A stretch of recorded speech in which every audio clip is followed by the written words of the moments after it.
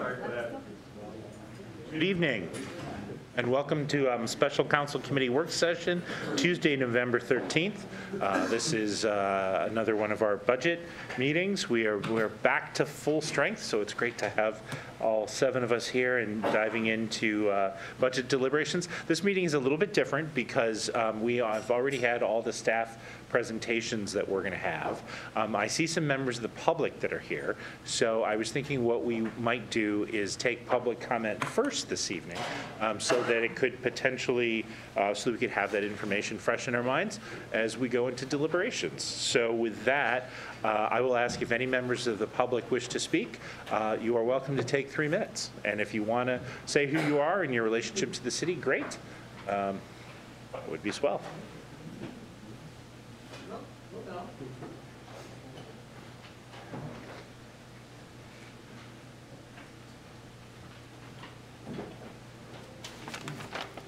Hi.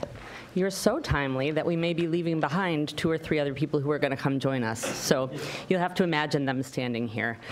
I'm Rachel Krinsky. I'm the Executive Director at LifeWire, but I'm also the co-chair of the King County Alliance for Human Services. This is David Bowling, who's the Executive Director at Congregations for the Homeless. And we may be joined shortly by 3 other executives and staff from nonprofits serving the East Side. We want to start by thanking Mayor Pauley and the City Council members for your support of human services in Issaquah. All of our organizations, I think, have worked to some degree with folks who live in Issaquah, and we appreciate that. We also appreciate what a challenging job it is for the human services folks to figure out how to allocate those funds each year, and want to recognize that work.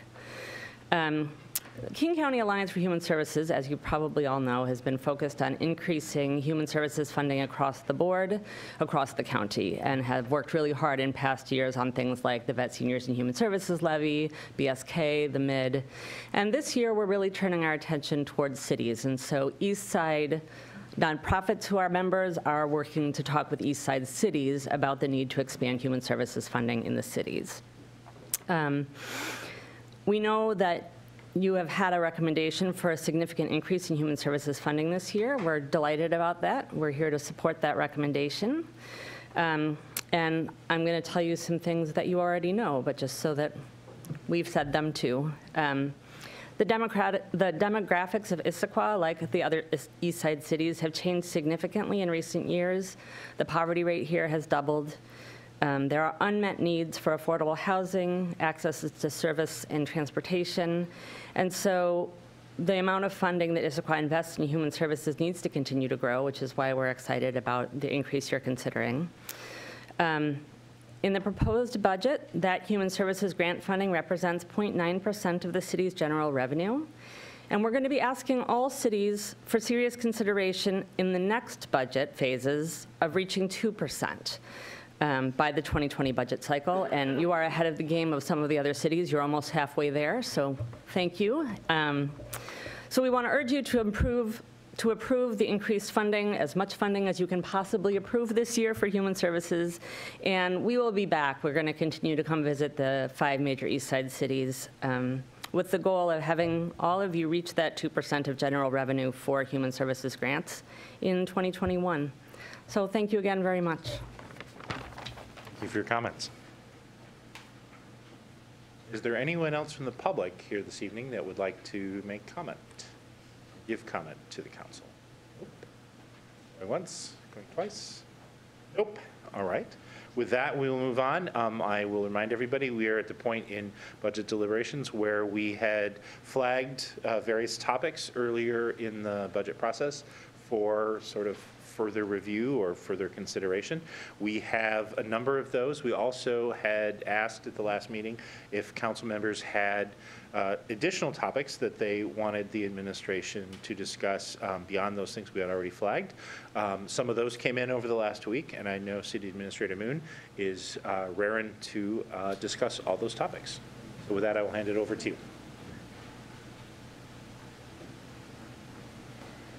All right, I'm coming up here because in this year of people and tools, my tool has failed me.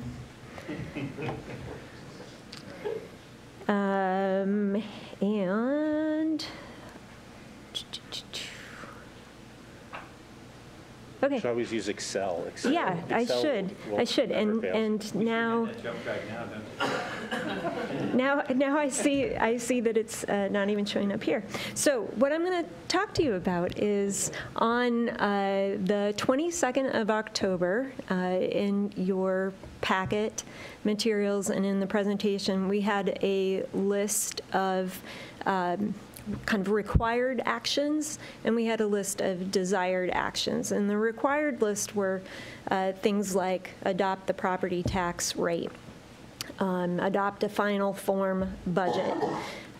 We're going to go through, yay, we're going to go through not many on that list, because quite frankly, those have already been before you, and you've either taken action on them or you ultimately will on December 3rd.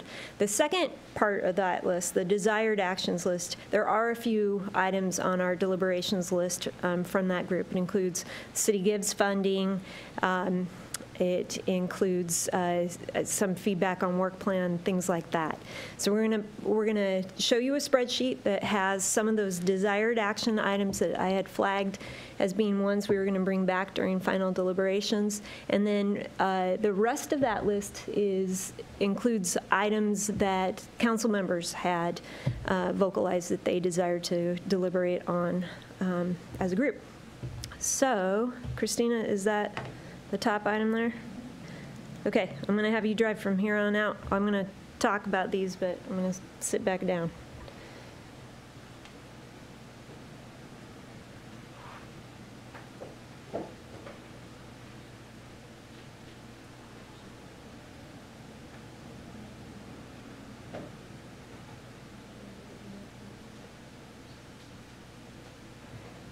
Okay, so I'm going to just quickly review what is on this list, and then we'll start back up at the top and work our way down.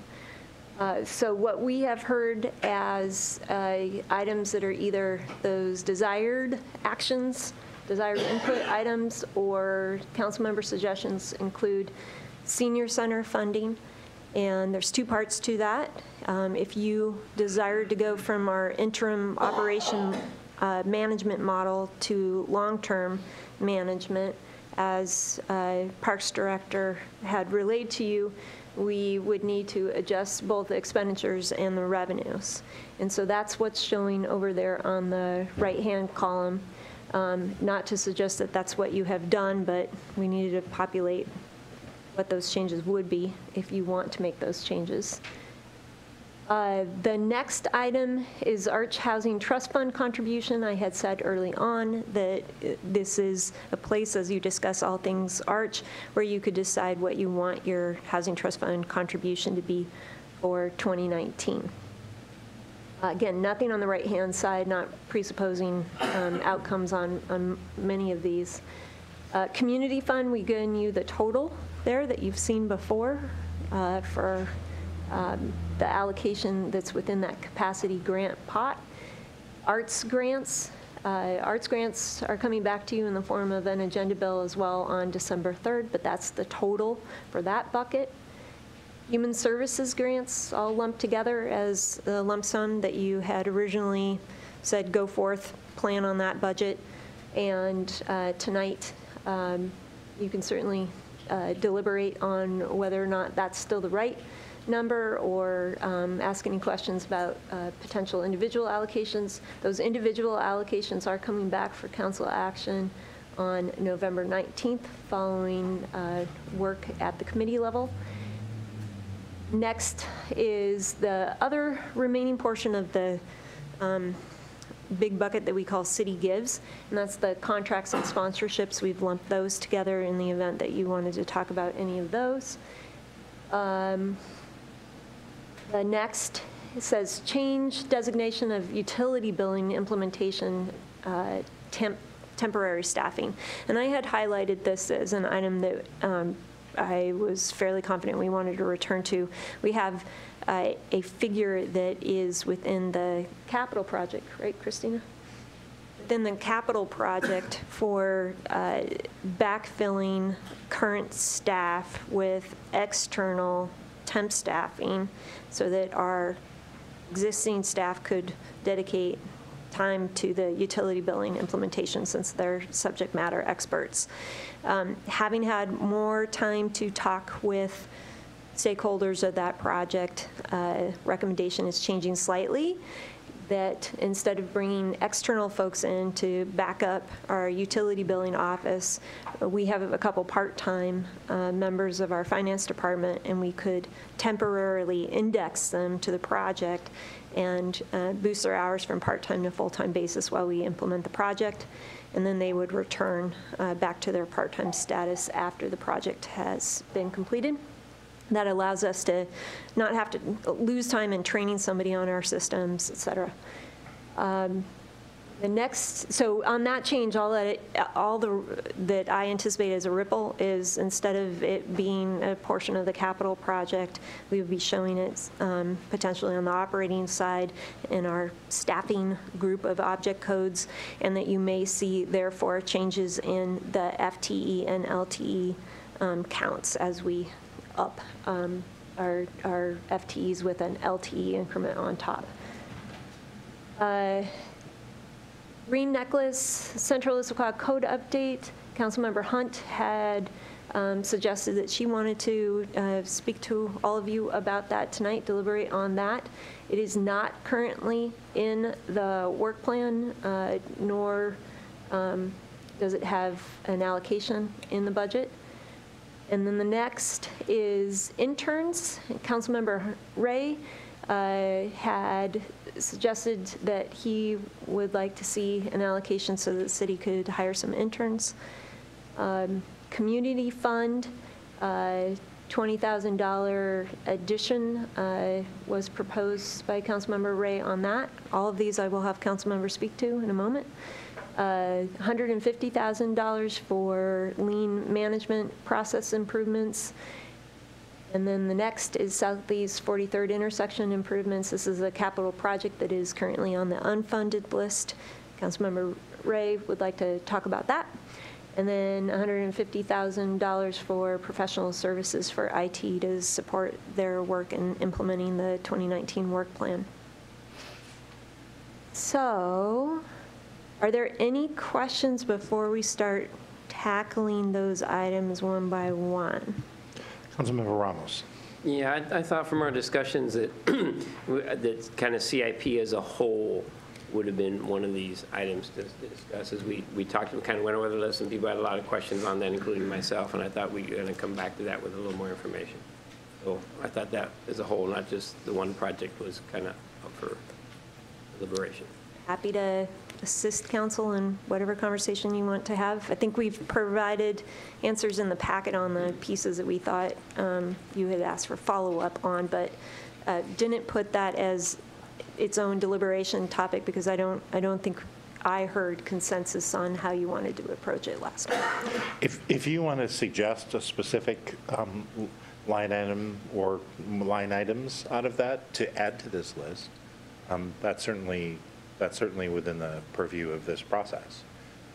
If you want to think about that as we start into this. Other questions, comments? Okay, so on all of these, we don't have prepared presentations. We've given those already. So the first one was Senior Center. We're happy to answer any questions that you might have. But I think the question on the table is, at this moment in time, you have interim operations funded in the preliminary budget, but mayor's office, city administration recommendation that you consider adding both the revenue and expenditures that are needed to go to the long-term management options, since we have done all that we think we can do to vet other options. Councilmember Winterstein. Yeah, could you, what date of our past meetings, I would like to be reminded about the presentation information we saw earlier. Can you, because it's not all consolidated in one electronic document. I believe it was October 29th, but I'm just checking on that. Yes, October 29th.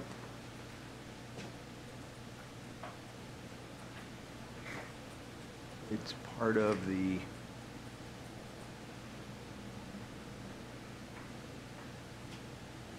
it's It part was of this- included in a section that we had titled Items Not Included in 2019 Proposed Budget. It's slide number 19. Yeah, it's that one of the slides in the presentation. PowerPoint. So do you want, where do you want to go with this? Do you want them to put Well, further information I want to up, reference or- the material we got earlier rather than just looking at this slide. I had not spent any time reviewing this particular piece. It is actually, you have to kind of know what day, what topic was presented to know which document to go look in.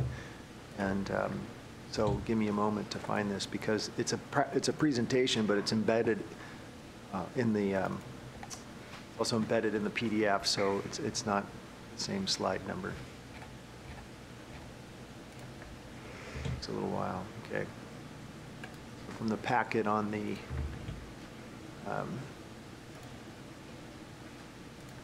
packet on the 29th, it is actually page 35 of 93.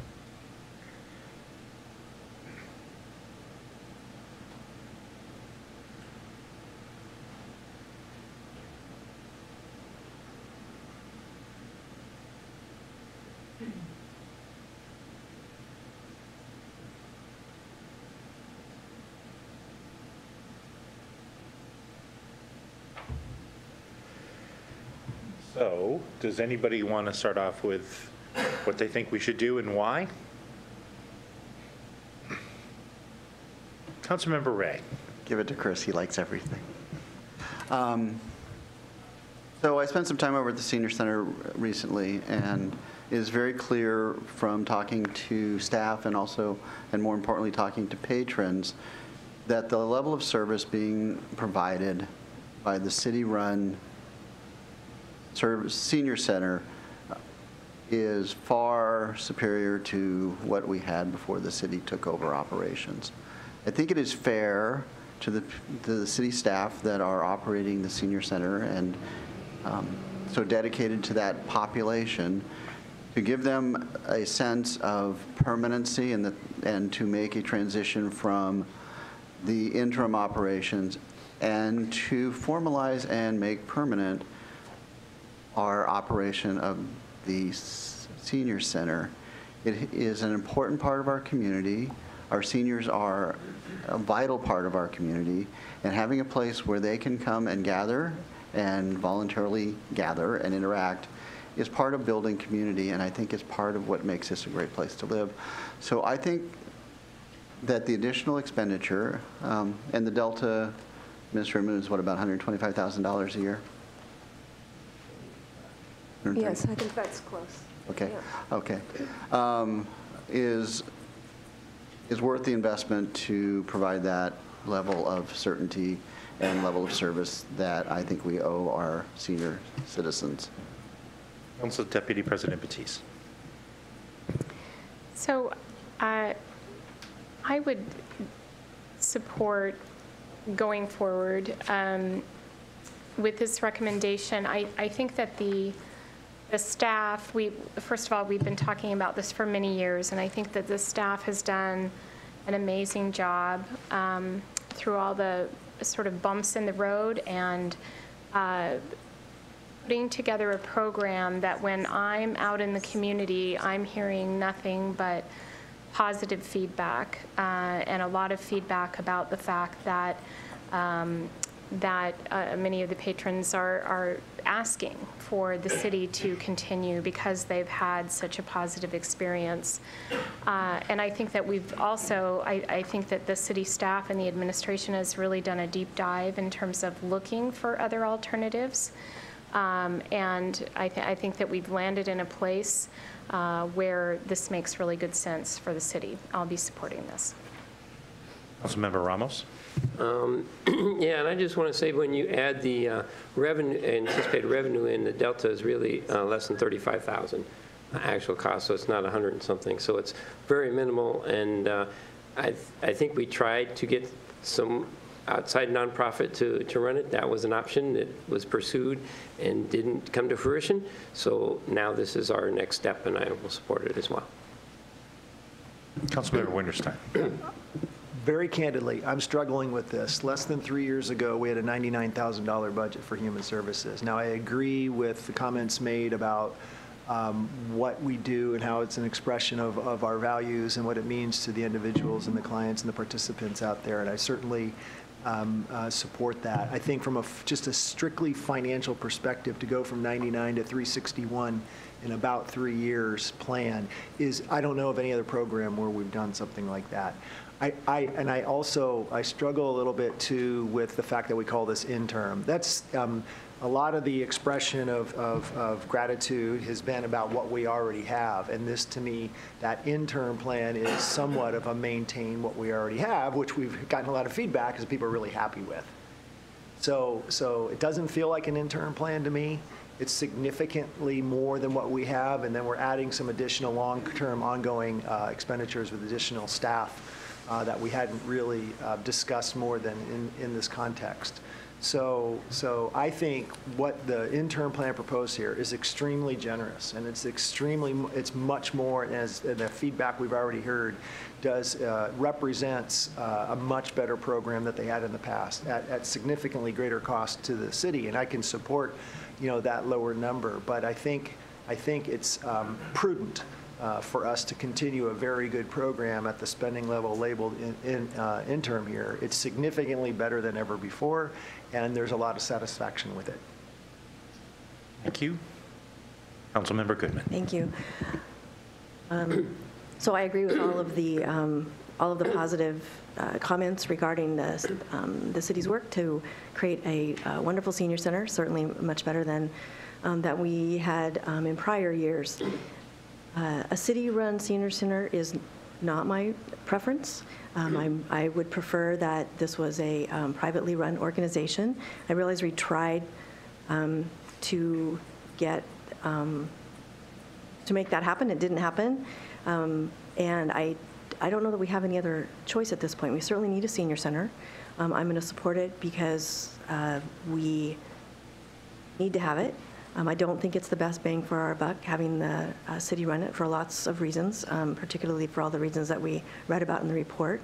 But I don't see any other choice. And it's not because I don't like what we're doing. It's just that I prefer a different model. I think we can do. I think it's better run as a private model. Councilmember Hunt. I've heard many good things from the community about the way the city is running it. I think that one benefit of formally transitioning to the to long-term city operation would be also certainty for the city in terms of those full-term employees, knowing that that's a position that they will be in for longer, and that this isn't a temporary management situation. So I think it provides certainty for the patrons as well as certainty for the city. And I am in support. And one other comment that I've heard from the community that I thought was a good suggestion was having involvement in terms of a steering committee. And I know that in the past there has been a lot of involvement from the people that use the senior center in terms of the management. And so continuing that as they transition to the long-term city operation and involving people and having their voices heard in that process. And I will be in support of the long-term city operation. I have a question for Director Watling. So great having so many staff here in this process. You can phone a friend so easily. So my question is,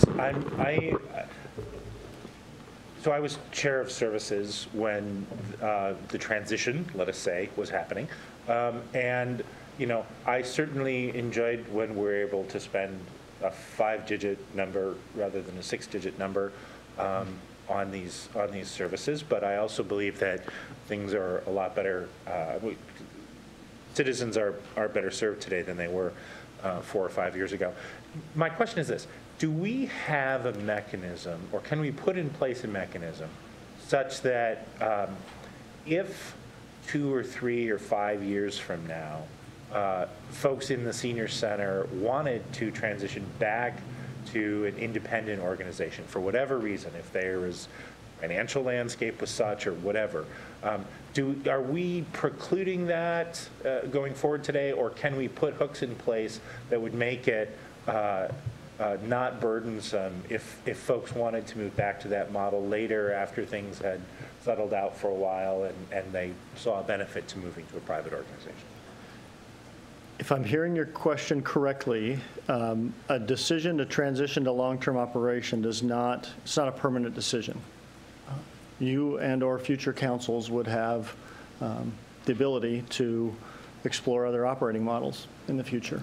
It's like if we did this and we said, okay, the city has to sign a 10-year lease with itself, right? So we're making a 10-year commitment to doing it this way, or there's nothing like that in this. Nope. Nope. All right, okay, thank you. Then I guess I will also be in support of this motion this evening. Councilmember Goodman? A follow-up to your question, Tola, which was a good one. A little twist on it. So what would be, and I don't know if this is a question for Jeff or maybe Emily, I would assume that in the next year's budget, proposed budget and budgets thereafter, we would just see proposals for what it takes to run the senior center. At what point, how do we continue to potentially look for other opportunities for running the senior center that are not city-based? Sure. How to answer that question. It's not on the 2019 work plan to do that sort of work. I think that that could come up through a variety of means. It could be that there's some sort of catalyst, new player on the marketplace that seniors are really excited about, and they approach city staff, they approach council, and ask for it to be considered. It could happen that way. It could happen a council member deciding, we've been working with the city operation for the last X number of years. Maybe it's time to evaluate whether or not that's still the best way to operate this service. That is something that we do across the board in city services, many city services. We look at are there new best practices, for example. So it could come up just from a sense that we haven't done that holistic evaluation and look to see what other options are available. I don't know that we had a game plan to bring this back at a certain increment in time, but city council could, this council or a future council could kind of direct that, say we intend to revisit it in 5 years or whatever. At the conclusion of each year's budget process, there's a letter that's transmitted from the council president to the administration. And I would be interested in what my fellow council members think about including in that letter, possibly including in that letter some desire to revisit this every certain number of years, or at least in another number of certain years, because what inevitably will happen as we have council turnover is the history of this will be, no, the city council determined that the city should have that we should have a city-run senior center. That's not my ultimate desire, and I think that it's possible in the future that we could change to a different model. And so my interest would be to somehow capture that in our budget deliberations somewhere. And so I'm interested what my fellow council members think about that. Councilmember Winterstein? I would ask the council president to include the comments that Councilmember Goodman just asked for. I think that's reasonable. Another comment I want to make is I don't think this is a conversation. The question not in front of this is whether or not to support the senior center. The question is whether or not we want a $413,000 great senior center or a $539,000 great senior center. It's what amount of greatness do you want? It's without a question that what we have right now in the current level is significantly better than that they've had before.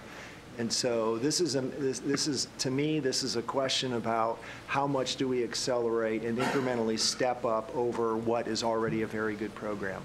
I'm going to vote for the option which has the $413,000 in expenses. I'm going to vote for that very good program. Thank you. And I totally agree that putting, whether it's 3 years or 4 years, I'm going to talk to the administration, but I think either 3 or 4 to revisit the status would be good to put in the letter. Other questions, comments, thoughts? And I think, Council Deputy President Batiste. I would very much support putting that in the letter. I think that with everything that we've talked about and all of the roads that we've been down, the landscape could definitely change within a few years, and we wouldn't want to lose that. Stop there. Other thoughts and comments? I think what we have done in the past is done sort of a thumbs up, thumbs down on a proposed change to the budget. So what I will ask at this point is whether people want to go from the very good $414,000 to the other very, very good $539,000 option. And so if you are in favor of moving from 414 to 539, please put your thumbs up now. And if you prefer the existing good plan, thumbs down. So with that, let's go. So, oh, sure. If you want to stay with the very good $414,000 plan, thumbs down. If you would like to move to the very good $539,000, thumbs up. And let's go. So that would be 6-1. Shall we move on?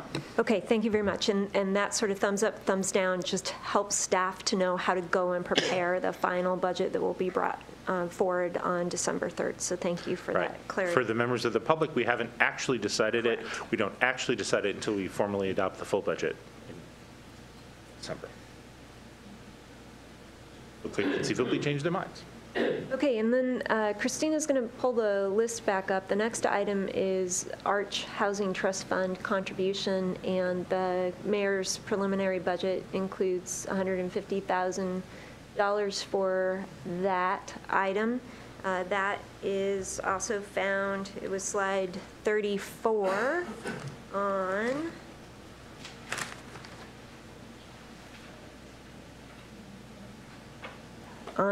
November 7th.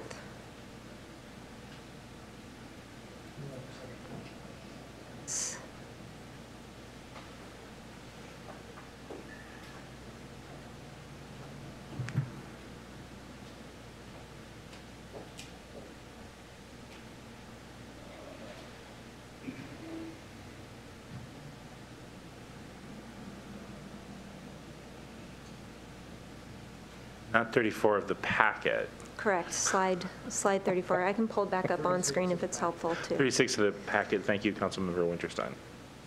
There we go, Arch funding. And can we bring that up on the big board? Question? Working on that. Question? Yes. Question tonight is whether or not we support the $150,000 level. Isn't that what's in the proposed budget? That's correct. I had just said that we would have opportunities to touch various things related to Arch. Okay. This is just that moment in time. Okay. This is what we have in it. Did anyone want to change that? So unlike the previous question, which was a proposed change to the proposed budget, Correct. this is not a question of change to the proposed Correct. budget. This is just affirming or not what is in the budget. There is no proposal up here to change that number.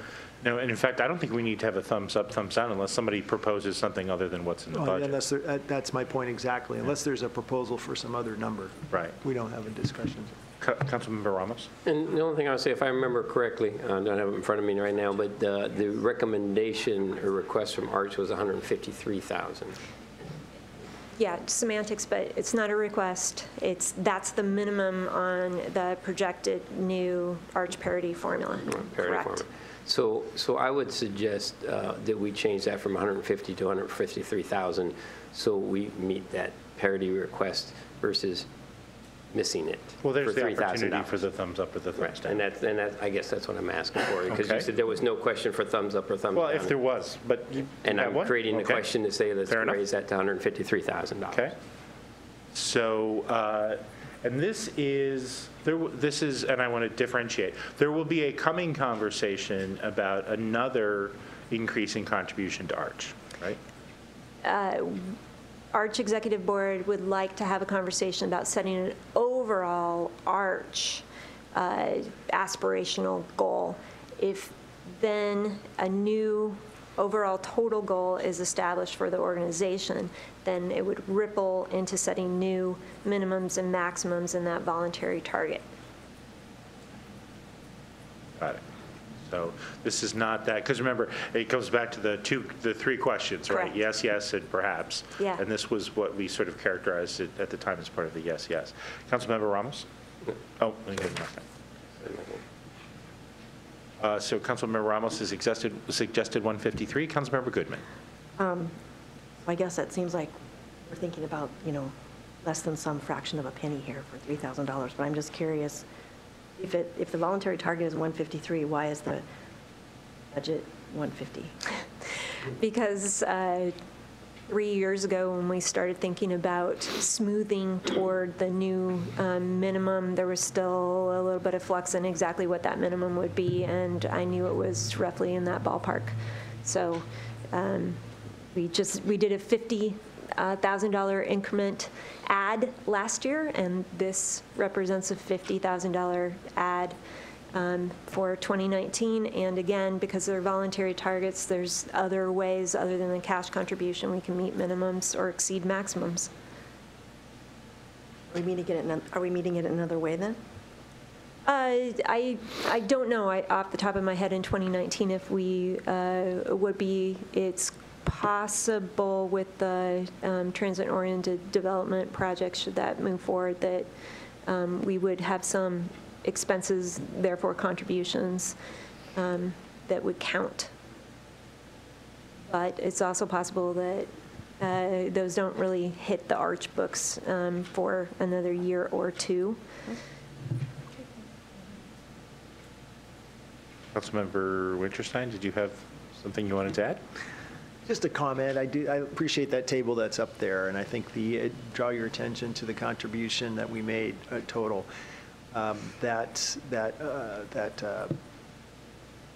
Our city's overall contribution to Arch actually skews the curve. If you look over the lifetime with that $6.5 million donation, I think of land primarily toward YMC Family Village, and you could make an argument that over time, boy, we have really pulled our weight. As a matter of fact, we actually do really, when it comes to this parity goal, volunteer limits, that is actually part of the calculation. And there are other ways. It's not just the trust fund contribution. There are other ways that all of that is calculated. And I don't. That's not a comment about the 150. However Stacy characterized it, the extra 3,000. I think it's just very important to echo that there are many different ways. Every member of the coalition has different ways that they can make their contribution, to play their part in the contribution. Land donation is one of them, and that was a very significant play of ours a couple of years ago. And so if you're wondering, hey, we're at the minimum, we've kind of been below the minimum for a while. From a cash perspective, yes, but overall contribution over the lifetime, we're actually way ahead of the expectation. Other comments or thoughts? I'll just mention that I would love to meet the new executive director. Arthur was well known to all of us over the years, and it would be good as we expand our contribution to Arch to meet the new leadership. Absolutely. She's starting to make the rounds right now, starting with staff, because we view Arch as our housing staff, and so they are, Lindsay is getting connected with all the member cities' development services related staff, and then we'll be going out to do a tour with city councils. Thank you. All right, with no further comment, then what we'll do is, if you would like to change the contribution from 150 to 153, you'll put your thumb up. And if you want to keep the contribution at 150, you'll do a thumbs down. And if you want some other number other than 150 or 153, you'll put your thumbs down, and then you'll propose some other number. So with that, there's confusion? No, sorry? Okay. With that, so we do on 3? 1, 2, 3. All right, 7-0 in favor of moving to 153. Okay, thank you very much. And next. Next is Community Fund, and that was also in the November 7th packet. It was slide 32. So back just a couple from the Arch slide we were on. Page 34 of the packet. Same, just back a couple slides.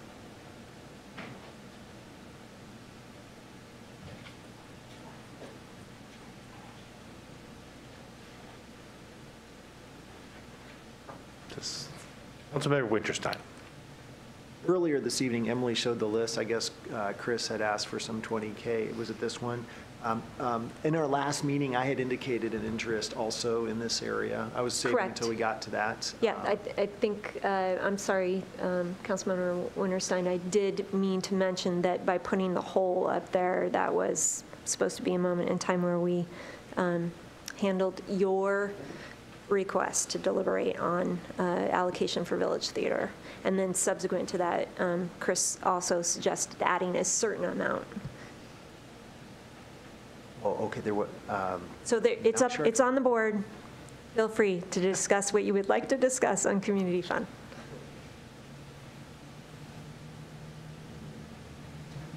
I'm going to jump in with my community fund because I'm aligned with Councilmember Winterstein completely. I was uncertain of the number when I wrote the request. It was late last night, but I really felt like the Village Theater is another part of our community here, sort of the same narrative as I used with the Senior Center, and it's an organization that provides a lot of value both culturally and economically to the city of Issaquah.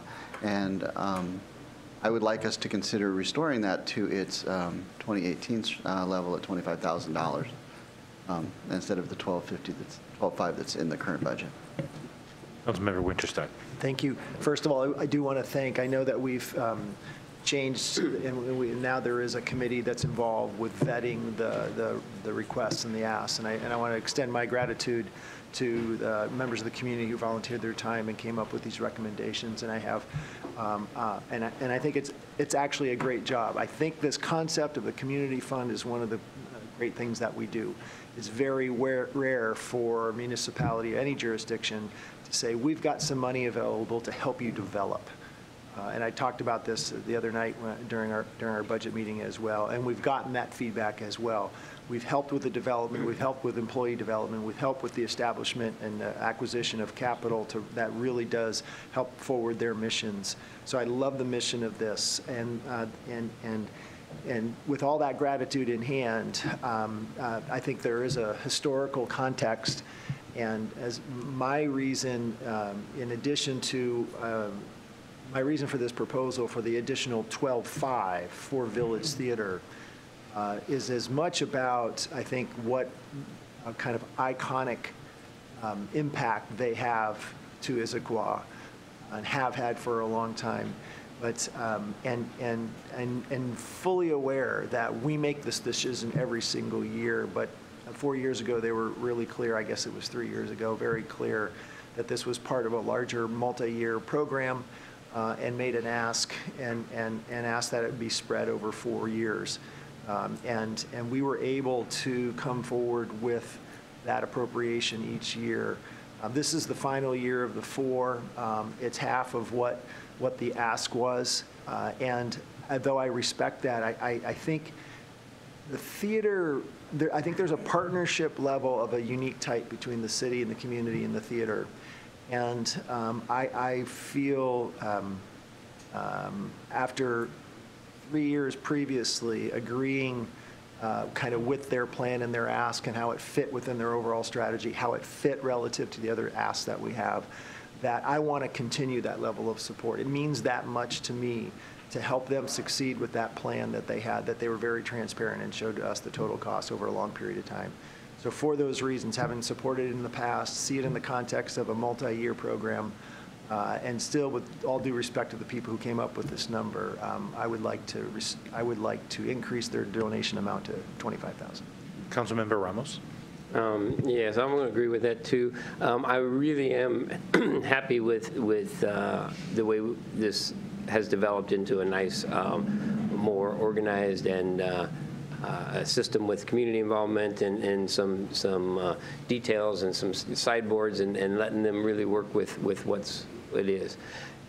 As we transition from what was to what is, sometimes things get lost in translation, and that's what I'm concerned with here too, and support of Village Theater and what they do for our community, and basically respecting basically a verbal agreement to look towards this in the future. I think I want to, no doubt I want to support that as well. So I would like to also raise that to $25,000 for Village Theater. But I really do like the way we're doing this year. Compliments to that system. Council Deputy President Batiste. So just in regard to the community fund overall, I agree. I think the fund in general and our ability to help nonprofits with capacity building is amazing and something that I love that we do. And feel that just would echo the comments about the Village Theater and what they mean to Issaquah. I have a couple questions, and I'm not sure anybody has exactly the answer, but with the capacity building plan over the 4 years, does somebody have the information about what the plan was, what was happening in the 4th year?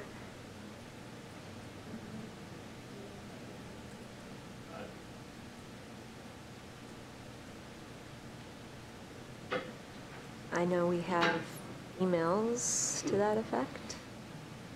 Could pull up. Latest phone a friend is David Fujimoto, Director of Sustainability. Are you asking, I'm sorry to clarify, are you asking what the funds would be used for or the duration? Yeah, it sounds like with the Village Theater, so the first part of my question is with the Village Theater that there was a multi-year plan for capacity building. And so I was just wondering if we had an overview of what was that plan. So it sounded like their understanding was that would be staggered into 4 chunks over 4 years. That's correct. So they were looking at a total of $100,000 in $25,000 increments over 4 years. I believe this is actually the 3rd year of that cycle, not the 4th year, and it was for the construction of a production storage facility and artist housing on a lot adjacent to their site. Okay. One other question, were there other groups, and I'm not sure if you have all this in front of you, David, but were there other groups that their ask was larger and they were not able to, the final determination was that their amount was cut as well? There was, and in fact, in all circumstances, the amount that was recommended by the panel that was reviewing the grants recommended an amount lesser than or lower than the application amount.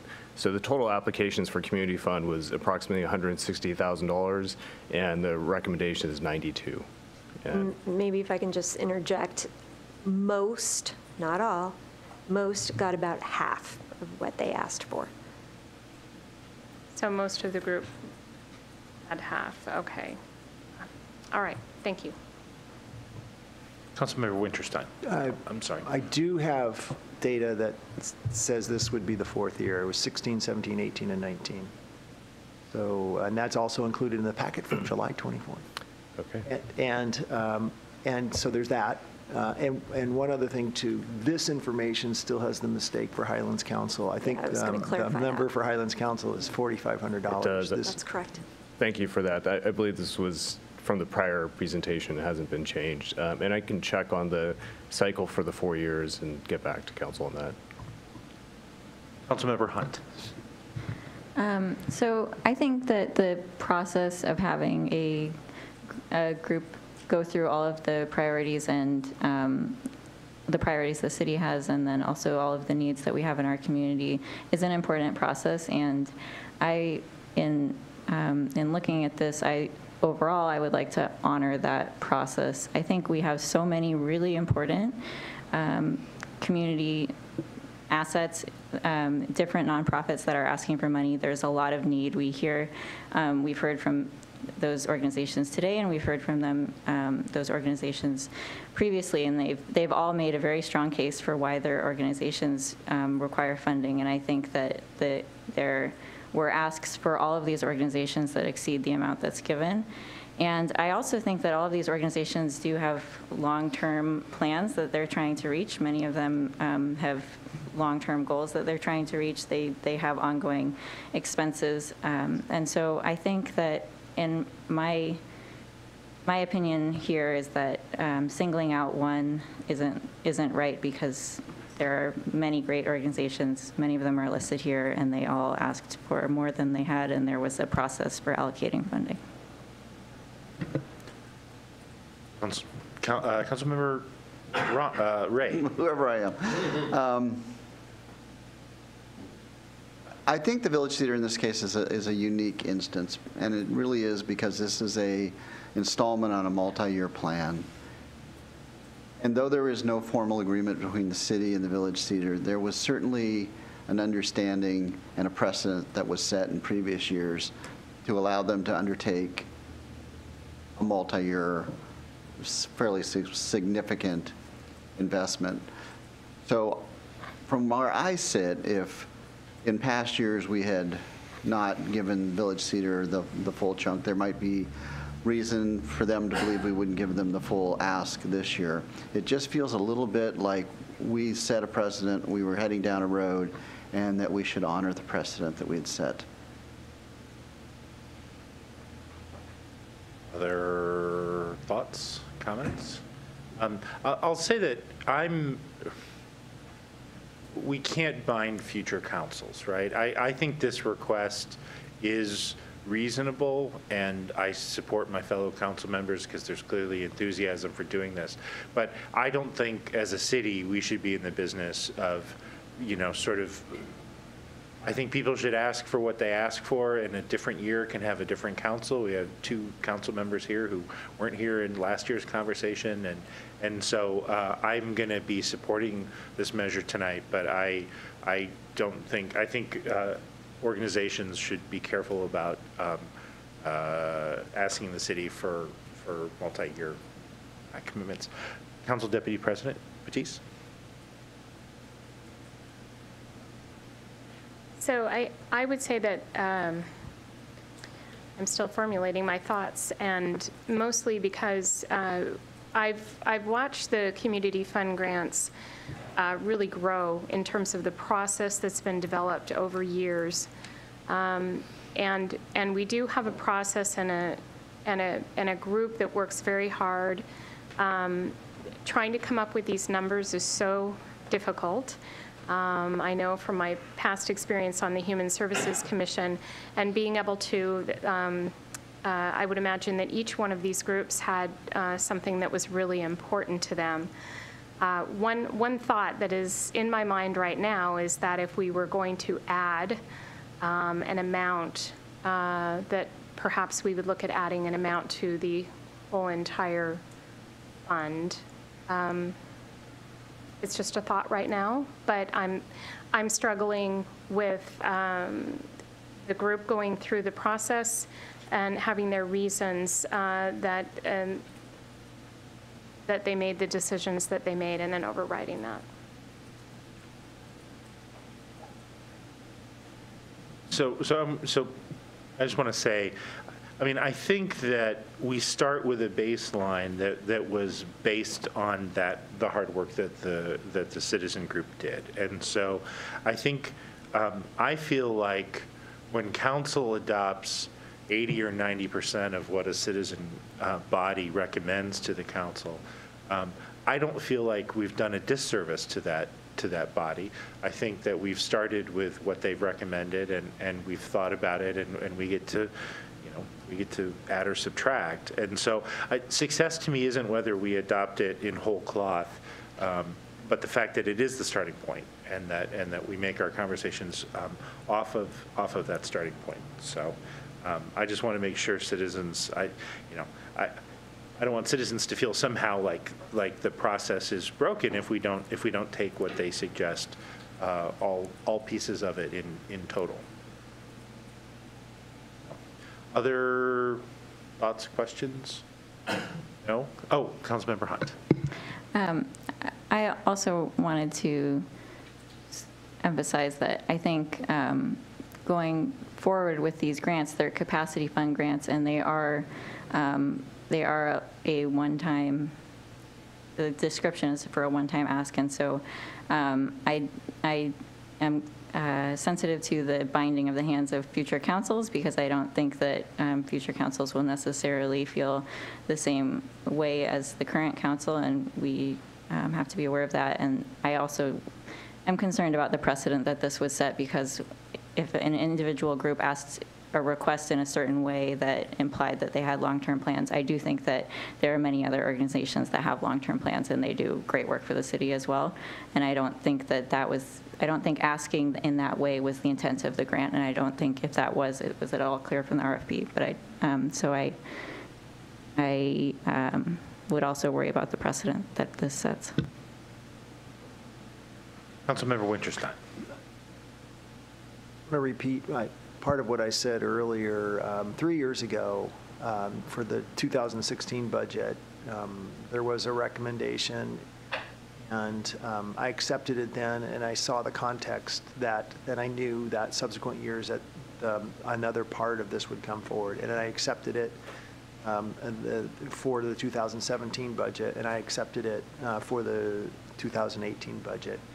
So I see this in the context of something that was laid out for me a number of years ago, and I'm following through on something I've accepted. I feel that this is the right thing to do, and I don't intend it in any way to kind of skew this process. This is a year-by-year decision that I've made, and I want to follow through on that. That's important to me. Councilmember Goodman.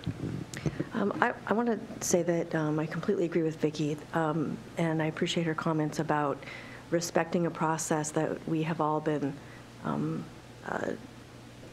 talking positively about tonight. I think that to me, the issue with the Village Theater is that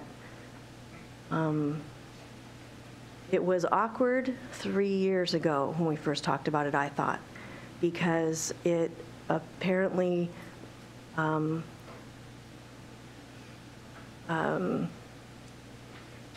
had the potential of putting us in a position that we are in tonight. And that is, look, there's no guarantees, but we know you need this money.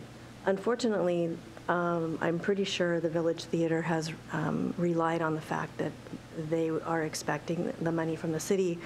I have no idea what their finances are like, and if giving them a lesser amount than they were expecting for that project or their projects over the 4-year period would cause them to do some additional fundraising. I don't have any idea. It feels slightly disingenuous to me to, in the 4th year, reduce the funding.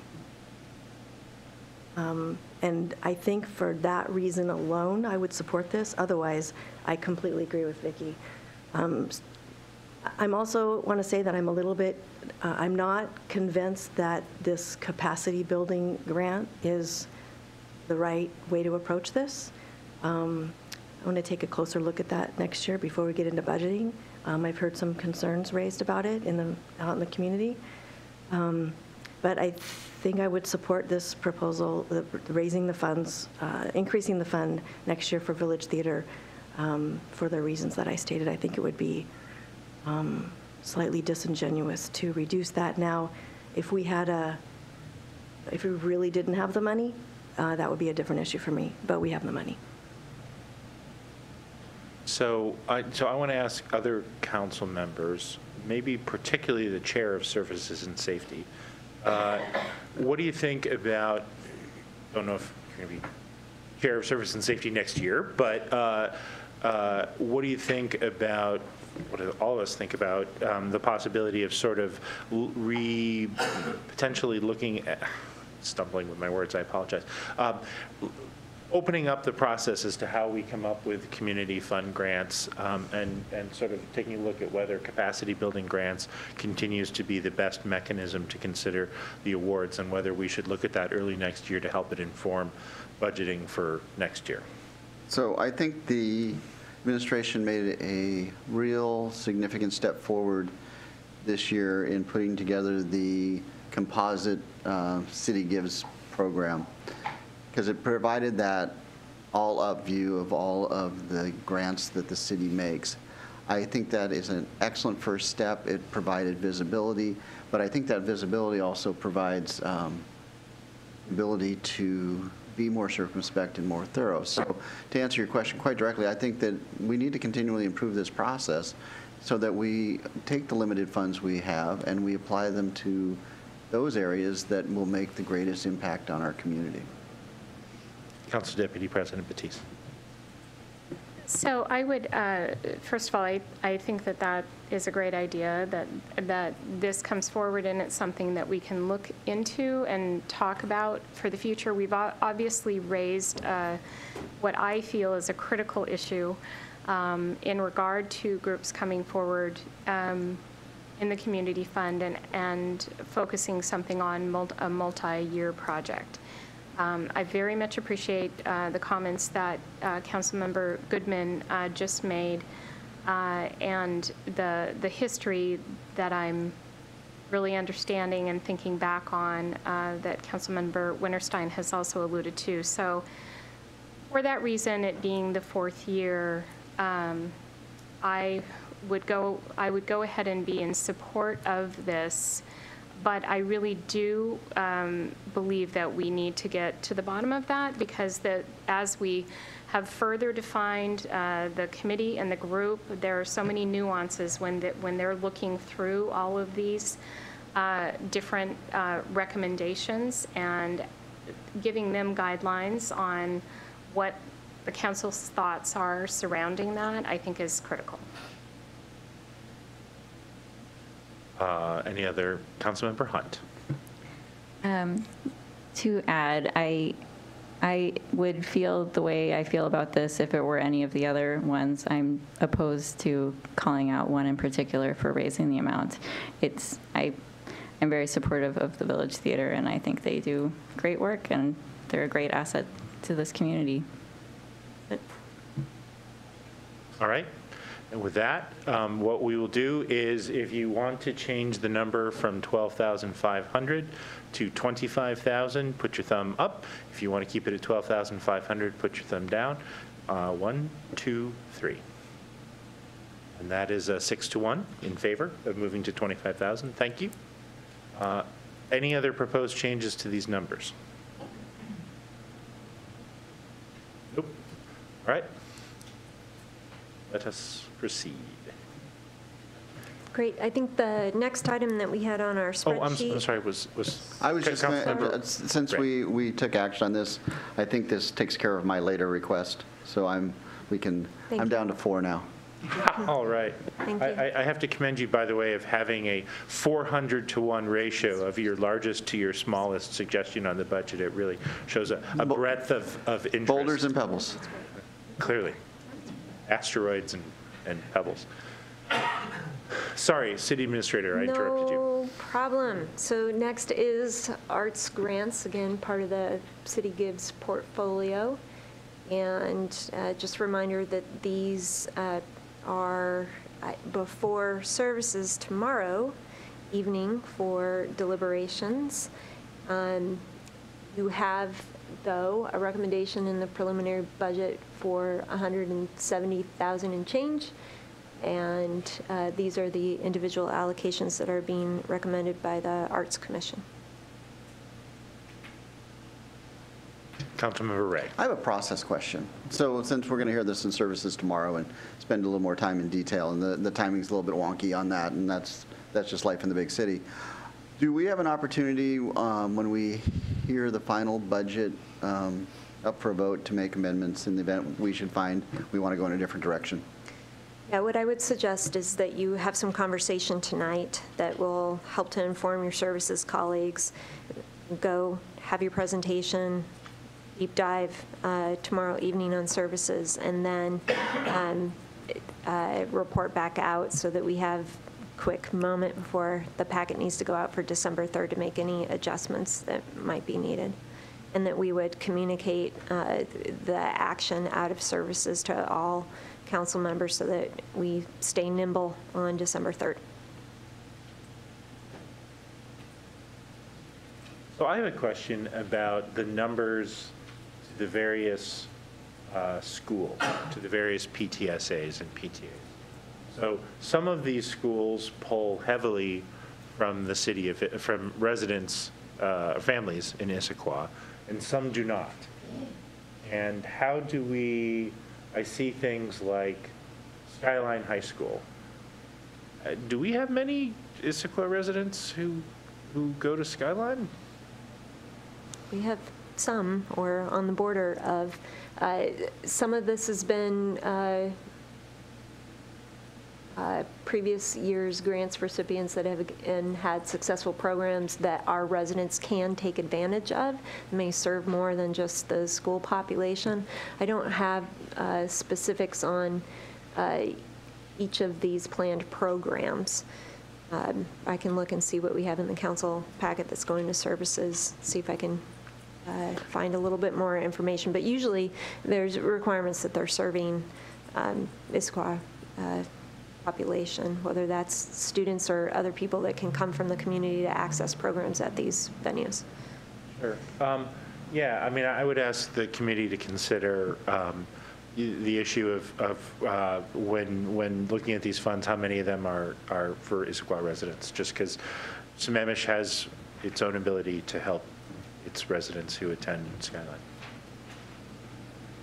Councilmember Ramos. Yeah, and again, I don't know, I haven't seen these, so just a question for you to think about tomorrow.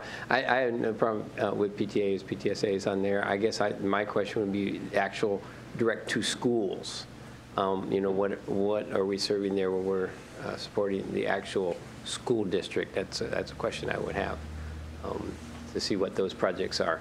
PTSAs do a lot of good supplementary work, but the school itself is kind of just a question. City Administrator, on these ones where it lists a school, is that supposed to list a PTSA, I'm assuming? So like Sunny Hills Elementary, that's actually a PTSA, right? That's not to the administration of Sunny Hills Elementary, right? In Sunny Hills, it's for Senegalese drumming with a artist. And so I would assume that that is a program that's open to the community, advertised and open to the community. You asked about Skyline. I have a program called Raise Our Voices. Is what I know in this little spreadsheet. Councilmember Ray. There's clearly some work to be done to vet these, and I think that the committee tomorrow night will have some time to do that.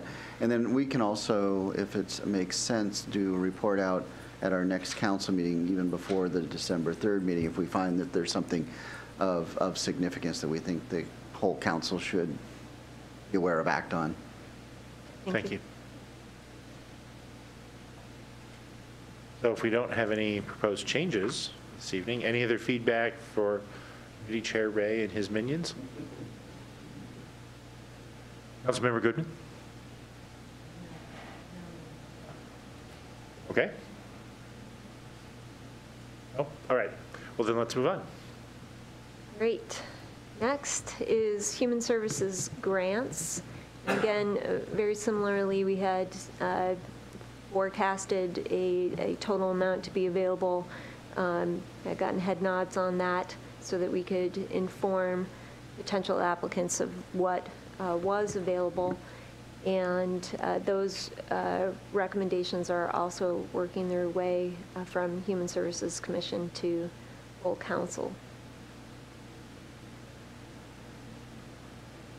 Any proposed changes?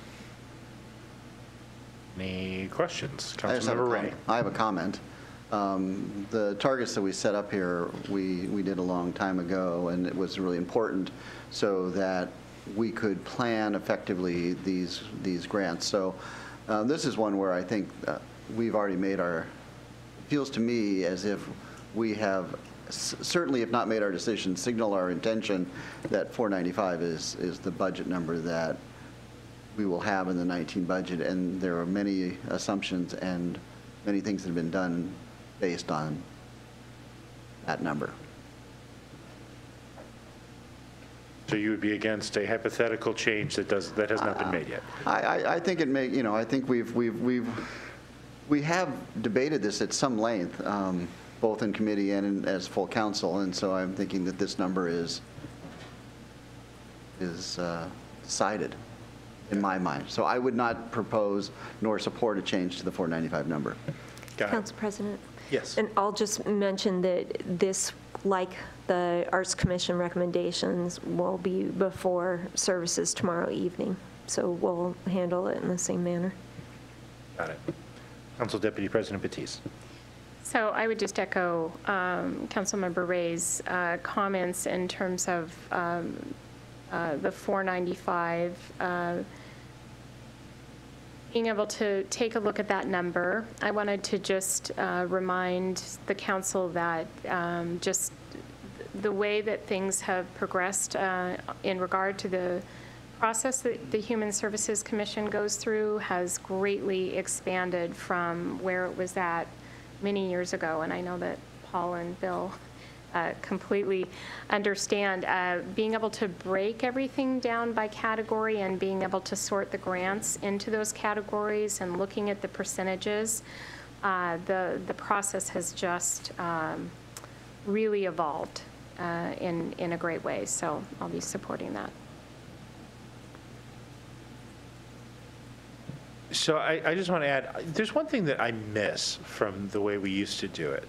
There was a time with the Human Services Commission where what we did was we had a matrix, and it had sort of target ages, right? It had from prenatal all the way through seniors, right? And then it had the other axis was sort of proactive all the way through emergency needs.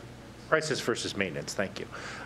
I miss that view. Like, I don't know, I'm not neither on services nor the Human Services Commission, but I liked that because it showed that we were sort of hitting all four corners, if you will, of the community.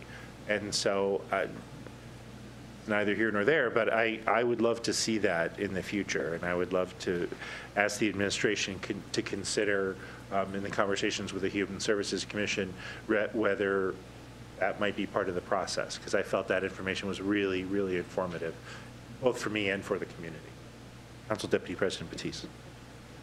One suggestion that I would give in regard to that ask is that I believe that everything that you've referenced, Tola, is there, but it's really in a different format now. So I think that things have been realigned to where they are in a new format and they're given new titles. But I think if we had a breakdown of all of that, then it would be more clear to be able to see those different categories that would fall underneath, for example, food to eat and roof over head.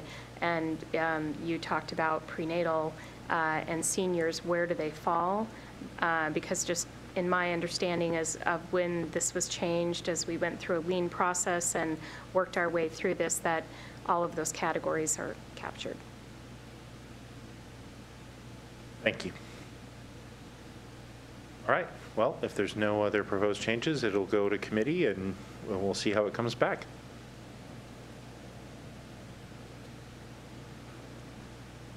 Okay, and then the last category under city gives is the bucket we call contracts for services. and sponsorships, and so we put that total of 188.5 on your spreadsheet. Is this also going to services tomorrow? No. These have been handled differently in our budget. They don't go through a process, so to speak. They are contracts for services by and large, or as we've talked about with the sponsorships, it's city partnerships, or helping to fund those organizations that also deliver services back to our community that the city government doesn't provide. Councilmember Goodman. Emily, do we have in the budget book information about prior years and what they requested in? No, but I believe the information that went to services when we gave the City Gives presentation showed a few years of history for each of these organizations and tried to differentiate when they were given human services grant versus a contract for service, things like that. Okay, thanks. Councilmember Winterstein. A couple of years ago, it was the Historical Society and the Chamber of Commerce, because they ran the 4th of July parade. That was it. It was very clear that what Historical Society is doing is a service for the city. And in the case of the Chamber, running the parade, which we used to run, the contract for service category has clearly evolved quite significantly. And this, I don't think we as a council ever debated the policy behind this. This comes, I think, from the administration. Correct me if I'm wrong, but that's my memory. And now I think this is a significant expansion of this. We've added Trails Club and Friends of Lake Sammamish State Park. And I don't know if Fish and Mountains of Sound Greenway were there in the years before. But this is the category of calling this contracts for service I struggle with. It was clear when it was a parade and managing our historical records was very, very clear. The rest of these are not clear to me anymore. And I don't have a specific recommendation this evening on what to do different. But I think we are now, we're going, it's going to sound harsh, in the wrong direction. I don't, to say that the Alps Club, you know what, we would be doing it, but instead we're contracting it out. Somehow that what they do, which they've been around for a long time, that now we're issuing them a contract for the service that they provide for the city. You know, we had somebody came and talk to us, and I appreciate all these organizations. I know they are important to all of us. But I think this mechanism of a contract for service is the wrong approach. Councilmember Goodman. I would ask that we add this to the review of the other that we're going to do next year. Yeah, I've taken down that it would be my intent, I'm going to chat with the administration, but it would be my intent to put in the letter, review capacity building grant methodology and review contracts for service grant methodology. And that next year's council do that early in the year to inform the budget process. And I would request that it's not just methodology, it's the policy reasons behind it, the definitions, the Sure. reasoning, if you will. Sure, that's what I meant by methodology. Just how we go about putting those together, what the criteria are, how it fits within the city's vision and goals. The administrator, does any of that seem unreasonable? No, it doesn't. In fact, if we think back to the first COW or work session when we presented this, and then when services was asked to take a more comprehensive look, what I said about this category was this is historical. These are the groups that we have supported in the past, and they have delivered services to our community. So it's not an expansion in that sense. These are the same groups.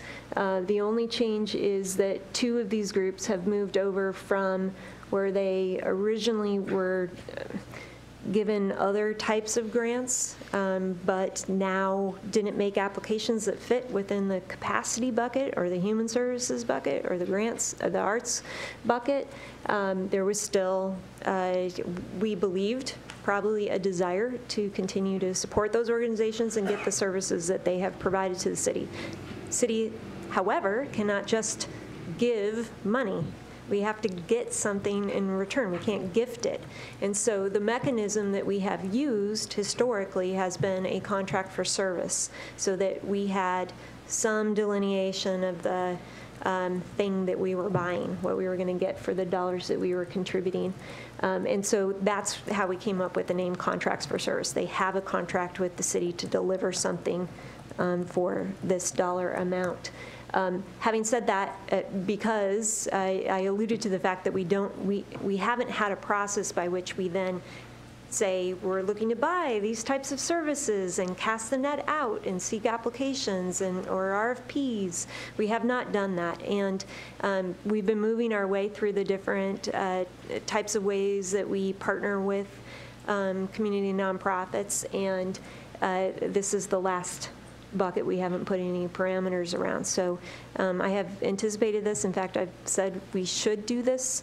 And so I'd be happy to tee that up early next year and have a conversation about what sort of methodology and what services we'd like to buy. Right. Other questions? Councilmember Hunt. A comment. I am fully in support of having a discussion about the reasons why we might be expanding or changing some of the capacity or community grants to contracts for service, and if that's what the rationale is for that. So I think that is a good discussion for us to have. I also think that we have a growing population, growing needs, and as a city, the city staff has limited time. We come up against that, I think, a fair bit in terms of we want to provide quality of life for the citizens, and our staff has capacity to do that. And then these groups, I think, supplement that in a way that's really important. And a lot of these groups do things like advocacy and reaching out in the community and provide important services. And I think that I would be interested in having more discussion on the topic, but to me, supplementing our staff time with these contracts for service makes a lot of sense while our population is growing and we're trying to address all of those growing needs. I have a question for the city administrator. So when I was a wee bairn and had less gray in my beard, we had, one of the ways that we looked at this was we said we didn't want to provide more than 50% of the operating funds for any of these organizations. We still use that as a criteria? That has been part of the folklore that I've heard too as I joined this organization. I think we have kept that in mind. I think that's played out in conversations as we restructured human services grants and community fund grants. I can't say that's been applied in the same fashion to this group. And I'm thinking here specifically of the Historical Society and whether this represents more than 50% of their operating budget. I couldn't answer that question this evening. Other questions? Oh, all right. Well, there's no proposed changes, so we will move on. Oh, Councilmember Goodman. I don't have any proposed changes right now. As most council members know, I've been a huge advocate of Friends of Lake Sammamish. And it is in its relative infancy compared to the fish organization. It concerns me a little bit that the difference in the recommendations there between the two organizations. So just full transparency, and I know I haven't been here for the last two meetings, but I'm going to be looking at that, and so I may have some more to say at the council meeting. Thank you. Other questions? Nope. All right. Great. Next on our list was, on the spreadsheet, was just the change that I was highlighting that administration plans to make, and that's on how we're showing the backfill for utility billing implementation. I just wanted to highlight that because you will see ripple effects to the budget in terms of where that same dollar amount is appearing and how the FTE, LTE tables might be adjusted. So again, instead of getting external help, temporary staffing, we would just take our existing staff and add hours to them for the duration of their project. And then once the project has completed, they'd go back to their original FTE status. And it's all general fund and it doesn't change dollars? So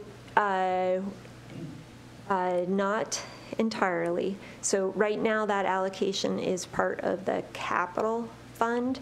And I would imagine that a good chunk of it was coming from utility fund, since it's utility billing project related, and revenue manager's kind of nodding at me.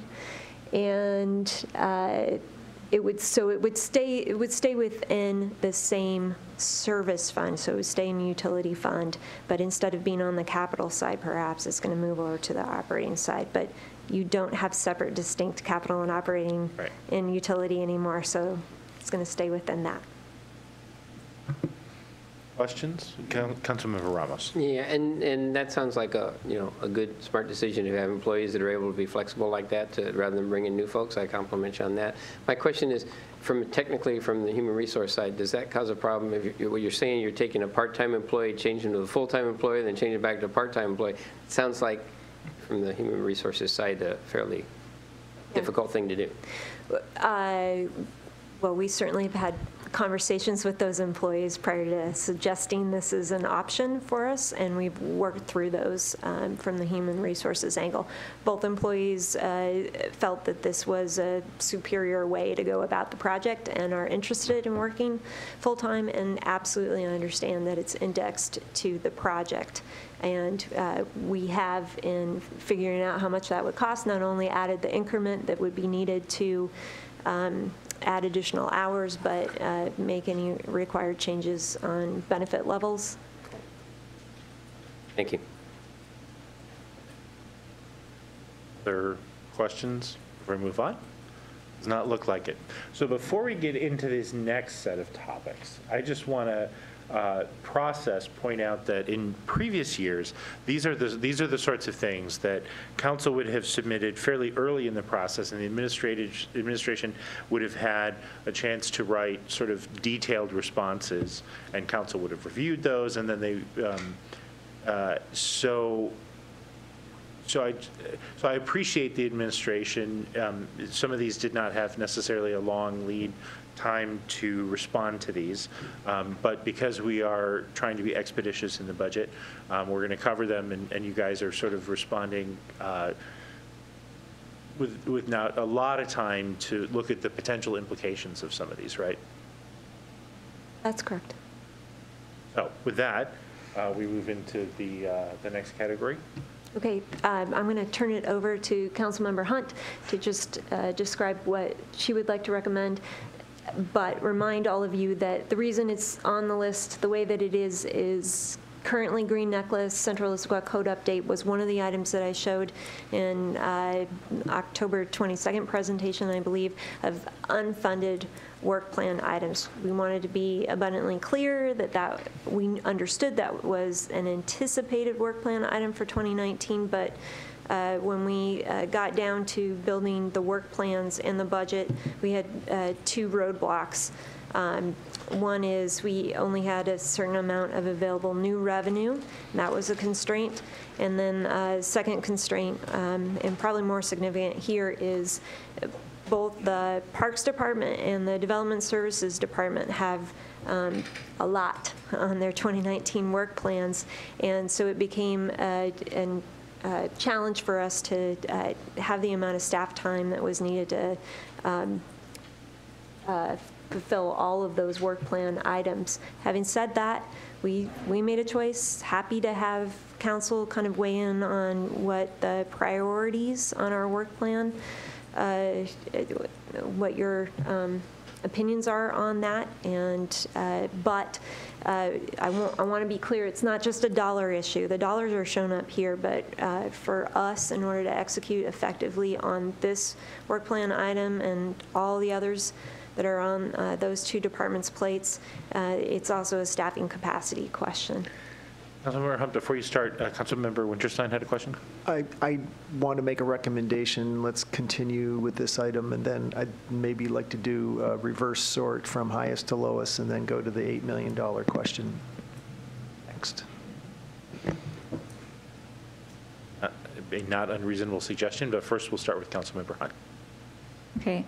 I'd like to ask if I could, if you could, or Keith and/or Jeff could briefly explain what this would cover in terms of the work plan, just to give us a refresher.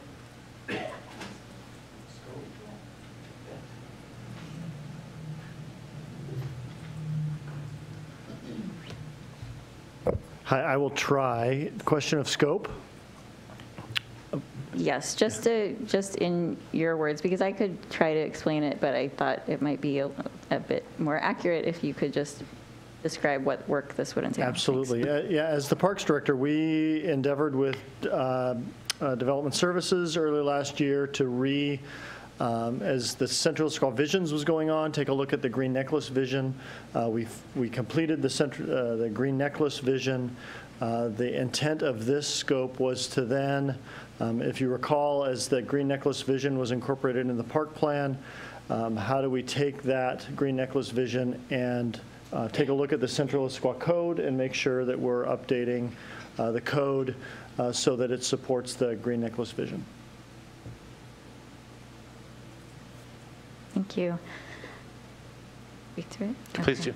Okay, so my reason for wanting to put this into the plan, into the budget, is that I think we have a number of cases where we've had very detailed, very thorough, and very thoughtful plans or vision documents and strategy about how we want the city to develop over time and how we want the city to look. And I think that as the city grows, it's very important that we make sure that things like the park and the parks plan and the interconnection between all of the different parks in the Green Necklace and making sure that that's enforceable is really important, because we are seeing a lot of growth and a lot of development in the city, and to make sure that we have our code up to date with our plan is overall critical.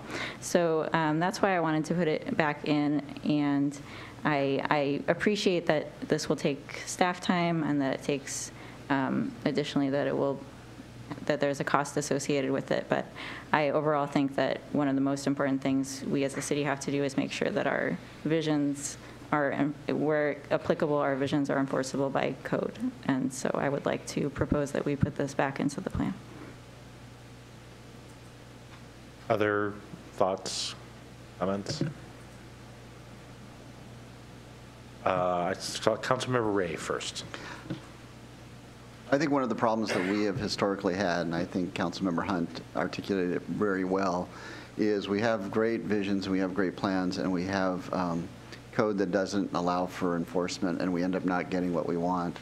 And the longer we go with a vision that doesn't have the code behind it, the more likely we are to find ourselves not getting what we want. So I think time is of the essence. I understand work plans, but I think this is something that's important. If we really are committed to the Central Issaquah plan and the Golden Necklace, then let's put the enforcement tools behind it. I don't think I could say it any better than Councilmember Hunt and Councilmember Ray said. We are now 6 years into the Central Issaquah plan. The fact that we would somehow find some reason to not update the code with regard to the Green Necklace, to me, would be fairly unconscionable. Councilmember Ramos. Yes, I just want to ask the question directly. As you said, is we don't have the capacity with the staffing we have now. So I'm assuming if we put this back in, you're going to tell us you're going to take something out to replace it, because that, money is one thing, but staffing is another. So how would we, if we put this in, we need to know what we're taking out in the process, or contract out something or whatever, right? Correct. There's, I think, a few different options. One would be to take other things off of the work plan, probably in both departments, since this is going to be a jointly owned project, or to add staff in both to help facilitate either contractors' work, because I think there's a piece that we might want to have some subject matter expertise out of house, but there's always oversight, and there's knowledge of our own codes and what the problems have been, and, you know, helping to facilitate the contractor's work. And again, that would probably be in both DSD and in parks, where we would need some additional staff resource. And I have, if it's helpful, I have a couple visuals that help to show what is on DSD's work plan and what's on Parks' work plan, if you want a refresher on that. Well, I want to continue just for a little bit. This sort of, at one end of the spectrum, you have just a zero sum where you just say, like, Director Niven, stop what you're doing and work on this, and don't work on whatever else it is that you do. That wouldn't cost us $140,000 in new dollars, right? I assume because there's $140,000 in new dollars here, that we're going to, as much as possible, try to leverage outside consultants and minimize the impact on staff, right? Yeah, that $140,000 was based on contractual services we would estimate we would need to purchase in order to get this work done. I think there's some, we have not run an RFP for this, so that's our best estimate based on similar work that we've done over the last couple of years. Does code revision work generally require outside resources? No, but if we don't have the staff capacity, that would be one place where we get it. It's sort of, so there's a bunch of different tasks that are here. On the green necklace side, it might be assisting with mapping and imagery and making recommendations based on what other places have done, for example. That might be the kind of expertise that we're buying on the park side. Okay. Director Niven, you were coming up. So I think I'm going to, so we didn't have much time, and hopefully this is going to be helpful and not the other. The top of what? You messed me up. Sorry. Just show that. Why does staff one's the one that makes sense? Staff one makes sense.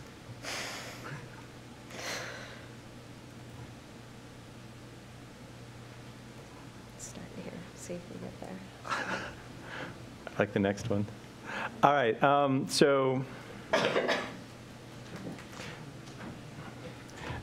So where I started was basically putting out all the projects that we had and putting some time associated with all those things. And so as you look through this, you know, the impact fee update, village visioning, Title 18, comp plan docket. So all of these things take staff time.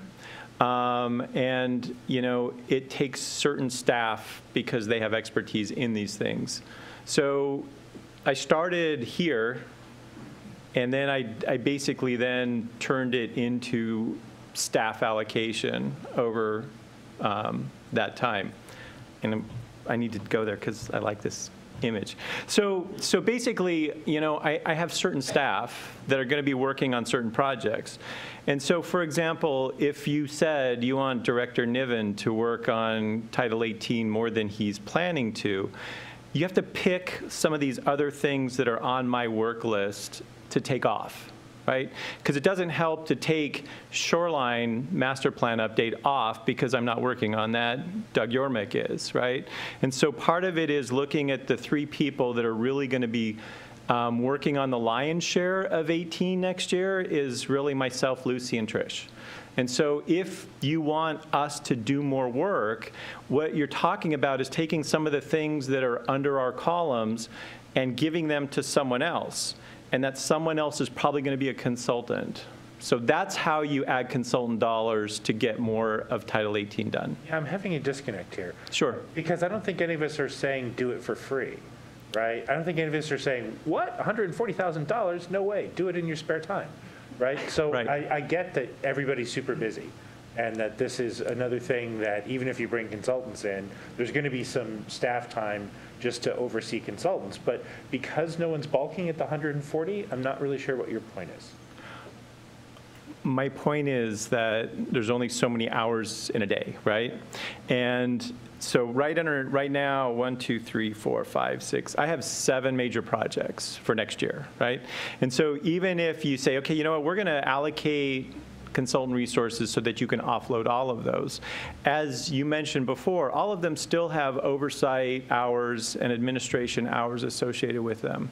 So it's not a complete break. It's not complete freedom, right? And so part of it is what's already here, and the other part of it is just the process to update the chapter. So right now, I'm envisioning that we can get a draft done in a year. Okay, and that's ambitious, but let's say we can get a draft done in a year. Then you have the whole adoption process to go through, right? So there's public outreach because we're changing the land use code. It's going to be generally the same, but it's going to be a whole new thing, right? And so you're going to have opportunity for the public to comment on that. You're going to have to go through Planning Policy Commission. You have to do SEPA associated with it. So to have all of that, both content and process accomplished in 12 months, I don't know that you can do that, even if you give me all the money I want. So that's my point, is I think it's too ambitious. All right, then. Councilmember Goodman. Well, given how complicated it is and how long it takes, I think we should get started. Council Deputy President Batiste.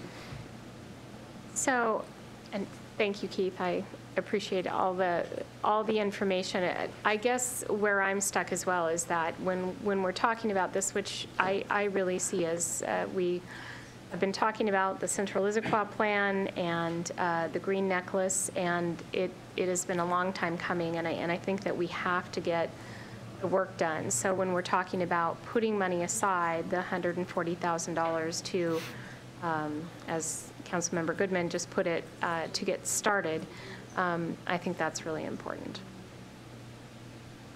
So to be clear, to make sure we're all talking apples and apples, I think what we're talking about is getting started now and getting as much done as we possibly can in 12 months.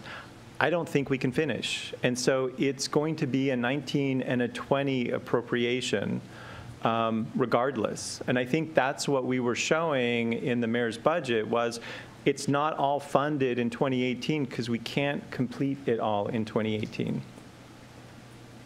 2019. 19, sorry. Years fly by. They do. Councilmember Hunt. So I have a question on that, which is if we do get started, I would imagine that then we have a contractor. If we're getting started right away and we don't have the staff resources, then we would have a contractor right away. And so I would think that there would still be funding that would need to be allocated. I would also point out that there's more visioning in this work plan, and I think to my rationale for putting this in, I think we need to have the code update come before more visioning that can't then be enforceable by code. Councilmember Winterstein. We should, if we're going to do anything here and change the work plan, then we should be prepared to make a recommendation of what to take off. Because none of us were involved in this planning. Thank you for showing this level of detail. And I know that when you fully resource load your projects for a year and then you try to layer something else on top of it, something has to go off. And so if we want to reprioritize and begin the work earlier, then I think we owe the staff a recommendation on what to take off. City Administrator Moon. Yeah, and I may have missed the comment. I want to make sure, since we're not sure we heard correctly, there is money in the preliminary 19 budget to do about 2/3, I think it was, of the Chapter 18 update. We believed that that work would likely go into a second year, as Keith described. And so there is money to do that project. That's one of the funded projects. That's why it's on this work plan. Is IMC 18 and the proposal from Councilmember Hunt the same thing? No, but as we spoke about, both in the Q&A response and that first evening when I said, hey, Green Necklace, Central Issaquah Code update are not funded work plan items, I did say that some of the work that we're doing elsewhere, Title 18 being a good example of this, will have implications for the Green Necklace Central Issaquah Code update, as well Old Town Code update and other places. There are bleeds over from different topics, and so I anticipated we would get a degree of the same scope of work done just via other projects that are listed here. Not the full thing. And so to that degree, it's not what Councilmember Hunt is looking for. Councilmember Hunt? Is the Green Necklace anticipated to be included in that work? My understanding was that this was a delay of the updating the code to include the Green Necklace. It's not the full code overhaul as it would relate to how to incentivize, regulate for Green Necklace creation, and how to, what we had said that first night was there are probably smaller parts of Central Issaquah Code that might relate to design standards and Green Necklace implementation that we may tweak through tweaking Chapter 18, but not the A to Z overhaul of Central Issaquah Code as it might relate to Green Necklace. Councilmember Ramos. I just maybe am a little confused. So let me try to state something and see if it's what I heard. Because Keith, you said it can't be done in a year. I mean, just physically, there's just things to do. So this thing couldn't be completed in a year in the best of situations, right? Correct. Okay. So if you want to get it done, in what's happening now, you're kind of hinting that about 2/3 of it would get done in the process of the work you're doing as it's planned now. Does that statement follow through too? So there will be work happening on it, not as specific maybe is titled, but working at it. Is that what I'm hearing as well? Or maybe go on a little bit more, or No, that's not exactly what I said. Okay, So Chapter 18, we have about 2/3 of that work programmed into this work plan and the budget allocated for it in the preliminary budget. That's on Chapter 18. While we're doing that work, we believe some of that work will help to foster the goals of getting the Central Issaquah Code revised and the Green Necklace related code. So part of it, so let me try this, and my boss might step on my foot. She's wearing high heels, that might hurt. So Central Issaquah is 1819A. 1819A is not actually in 18 right now. It sits on the R drive, which means nothing to anybody out there, and I apologize, I don't know how else to explain it. Part of 18 overhaul is to bring 1819A into 18 so that you can find it all in one place. And part of the whole goal of overhauling our code is to make it more user-friendly, both for staff and for developers and property owners and applicants. A lot of it has to do with clarity and cleaning up things that are 20 years old.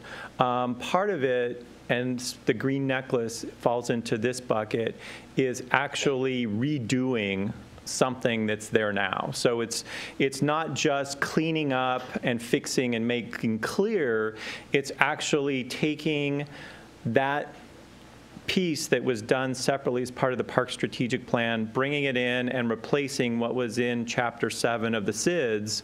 And if it was just changing a map for a map, I think that's easy. I think what we don't know is how the implementation of that needs to then feather its way out into the rest of 1819A. And so that's going to be a bigger piece of work. That's probably going to be something that staff is probably going to have to take the lead on, as opposed to the consultant that's going to be working on the other cleaning up and organizing piece. And so I think my expectation is it is part of 18. It's definitely not going to get done in this calendar year, because it's almost another line in and of itself on my columns of work to do, because it's going to take a lot more thought, I guess. And I just don't know. I don't know how much work that is at this point. I think, Jeff, there's clearly a piece in parks that's going to have to be part of that conversation, and I don't know that he's resourced to do that next year either. Keith, did you just say there's sequencing involved and there's some maybe refactoring structural changes that you, in order, have to come first before, you're saying, before to complete this work? There's sequencing. Yes.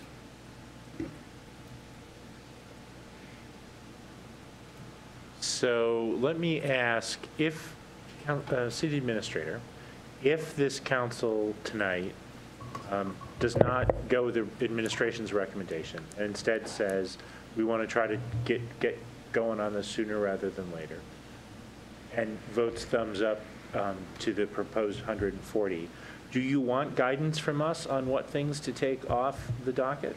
That would be helpful. Again, we can take a stab at trying to guess what your priorities are. We clearly knew this was a priority, but again, it's about how to make everything fit.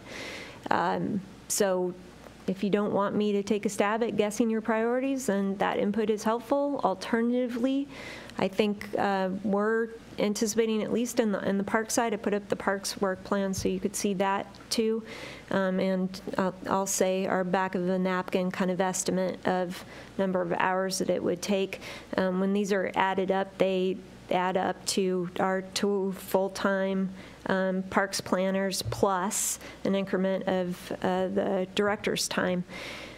And so I think on the park side, we believe that because our existing staff will likely need to do the work on Green Necklace, there might be pieces here on the capital side or the master planning side that maybe a consultant could do, or a limited term kind of employee. And so we might, for example, suggest to you that we need a half-time parks planner or consulting resource in order to move some of these off of our existing staff's plates so that they could then work on Green Necklace. These might be easier, some of these might be easier to buy from a consultant. We might have to entertain the same sort of thought on the DSD side, but I'd have to look to Keith to identify which items on his work plan might be done well by a consultant, and therefore free up time of our existing staff to focus on Green Necklace.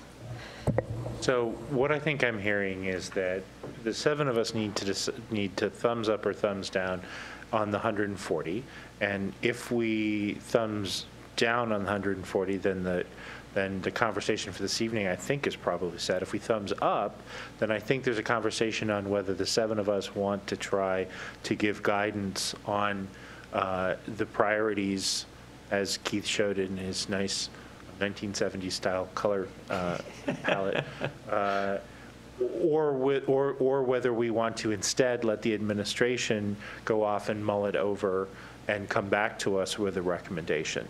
So I'm going to say there's a yes, no on the 140, and then there's a separate question if there's a yes on the 140. Councilmember Goodman? I was just going to suggest that it feels odd to be looking at a work plan and 7 people trying to figure out, make suggestions. I think if the council were to do a thumbs up on the 140 and it passed, and it was a majority, then I think the administration and staff has some time to think about that. And if want to come back to us in December or early January and ask our opinion because there are decisions to make that they're not comfortable making, then I think that's a better discussion than tonight. So that, on that second question, your Yeah, vote I would would be to defer give it. them time I to, would- yeah, I'd okay, understood. Council Deputy President Batiste. I would just echo the comments of Councilmember Goodman. I think that there are, if we go forward with the thumbs up, there are definitely going to be nuances, and they've talked about crossover into other plans. So I think having the administration and staff come forward with recommendation makes good sense. Councilmember Ray. I just have a question for our super city staff up there at the podium. So if we gave you $1 million, could you get it done this year? Yes.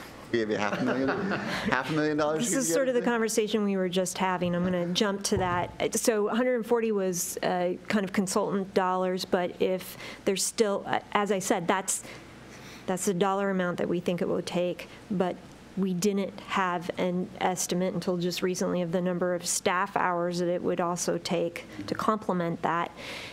Now we have a sense. We think it's like 500 hours at a minimum, and so I don't think 140 alone, as I've said, gets it done. And so then the question is, if you take that allocation, could you still do the backfill on city staff for that same amount? If, for example, it took a half-time planner in parks and a half-time planner in DSD, and I'm not sure 140 gets you there, plus the consultant services. So if we're going to do what you're talking about doing, then I think I would love to hear that there's receptivity to go back and tell you exactly what dollar figure is going to solve this, both in terms of consulting services we might need to purchase, and then how we're going to backfill staff to reallocate to this project.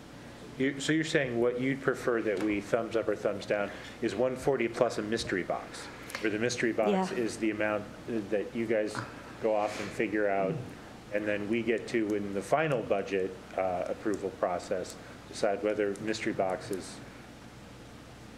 Yeah, I think it's a little different than that. I think that there's a decision that is, do we want to move forward with this and take something off the work plan? And then there is probably some work to be done to say what should come off the work plan. The alternative is, do we want to move forward with this and leave the work plan as it currently is, and what is the incremental cost of doing that? And I think that's the other question. I think that's for me, the more interesting question. And just if I might, one more time, because I'm going to say it again, because I want to make sure y'all hear this, because I'm going to be the one later telling you, yeah, I said something. To do it in a year is super fast. My worry is this is code, and we need to get it right, and I don't want to have to be dealing with code that doesn't work again. And my worry about an expedited timeline is we're not going to have enough time to really look at it, make sure it works the way we want it to. And so, again, I don't know that it's about if we're all comfortable moving as fast as we can and you resourcing us to our desire, that's great. If it doesn't get done in 12 months because it just needs longer to cook, I just want to make sure that you are all hearing that now. Because from what I understand, a redo of land use code in 1 year is the minimum that the National American Planning Association would say it would take. Councilmember Winterstein? One question. The point is, I don't really know what we're debating in terms of what changes to the code to achieve what result. That's not completely clear to me, because once you start talking about code, it's one thing to say we've got a vision and we're maybe not getting it because we don't have code. That's one comment, which I understand. But what we're talking about doing, I don't know what that is. I really don't know what those changes would look like. Maybe we can get to that, but my question is, what is the risk in your opinion? What does the code lack today that what could go wrong? What could we fall? I mean, can you name for us, and I'm going to use a really bad example, and I apologize to everybody who calls the place home. Okay, what atlas will we avoid by doing this sooner rather than later?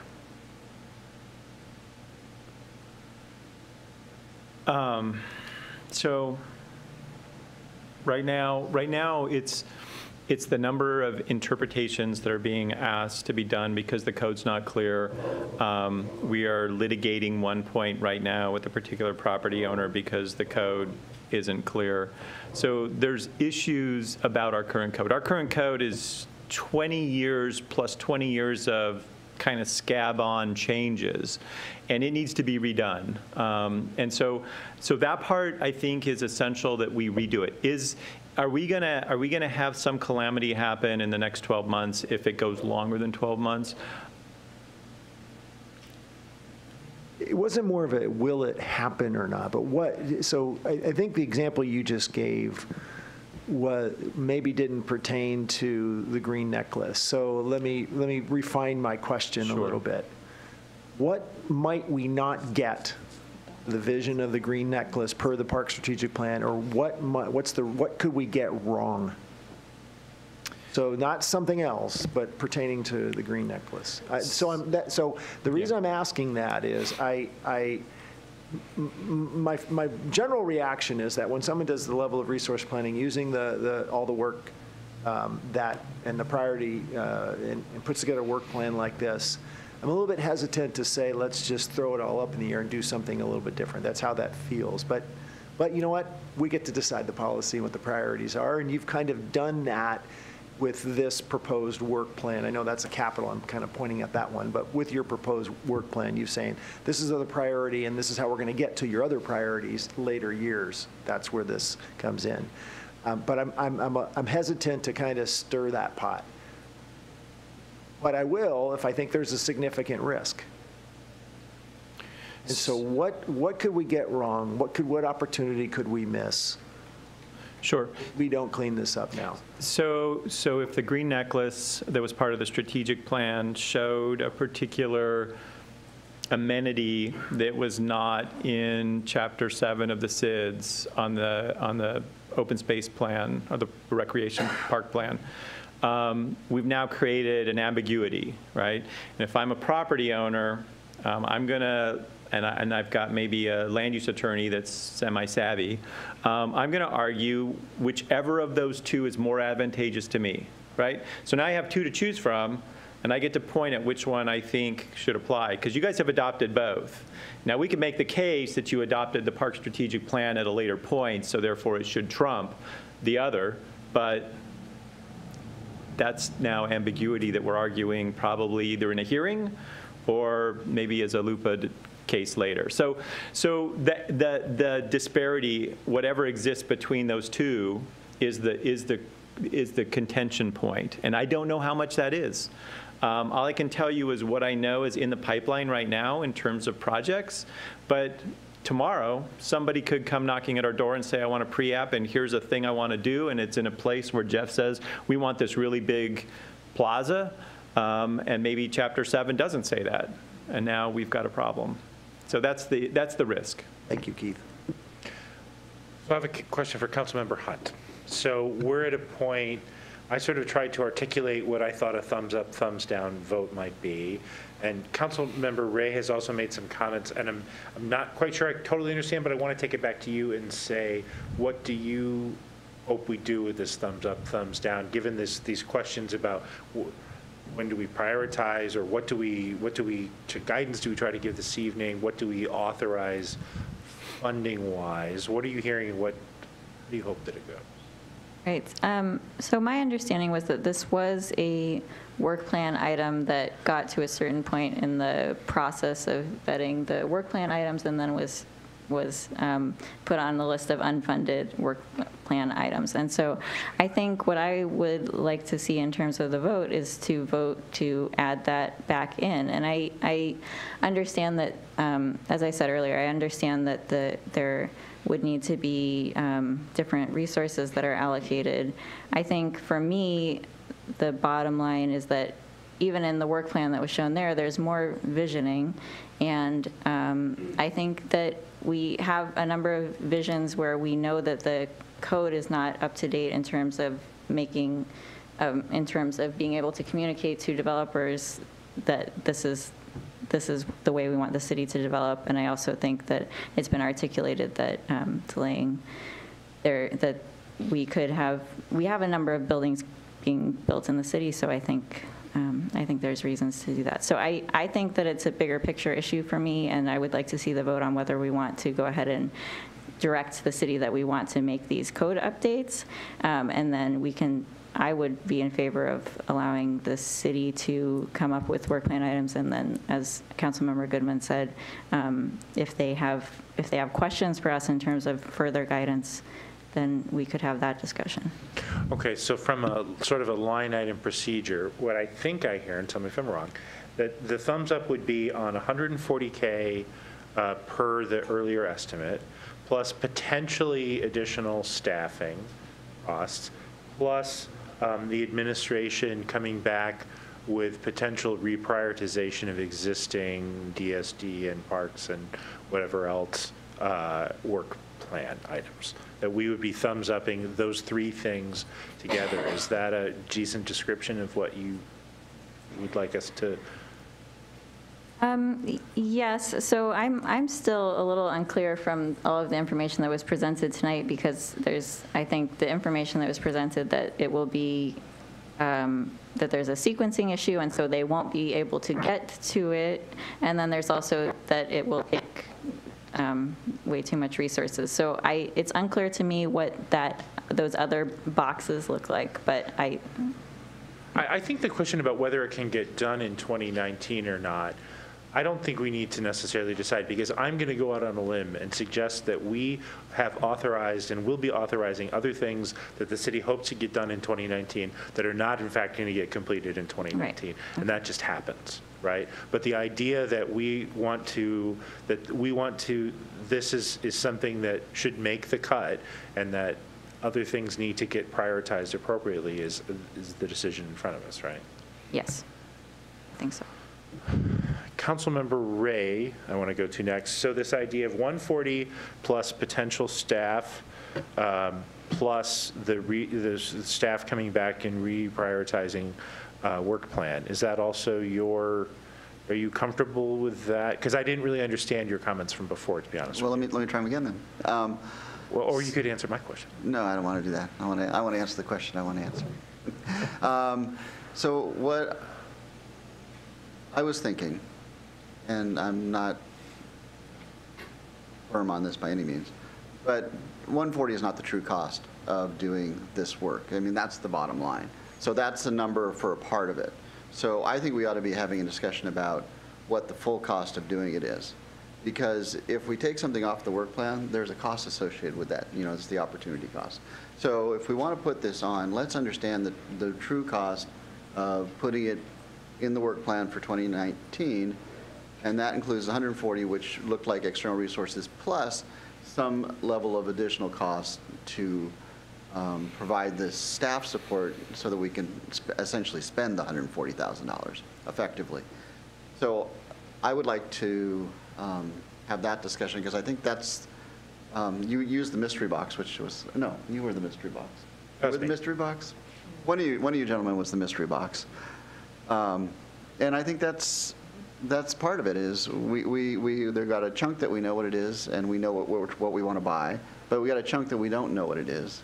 It's like I wanted to buy a car, and they said, yeah, it's going to be $30,000 plus some amount we'll tell you, down the road. So I'm having a hard time on this one for that very reason. Okay. So, but I think there are still then those three elements. There's the 140 that's identified. There's a dollar value that's not identified. And I think what City Administrator Moon is telling me is there's still, even with the as yet unidentified staff costs, there's still an expectation that there would have to be some reprioritization or reprioritization of the work plan?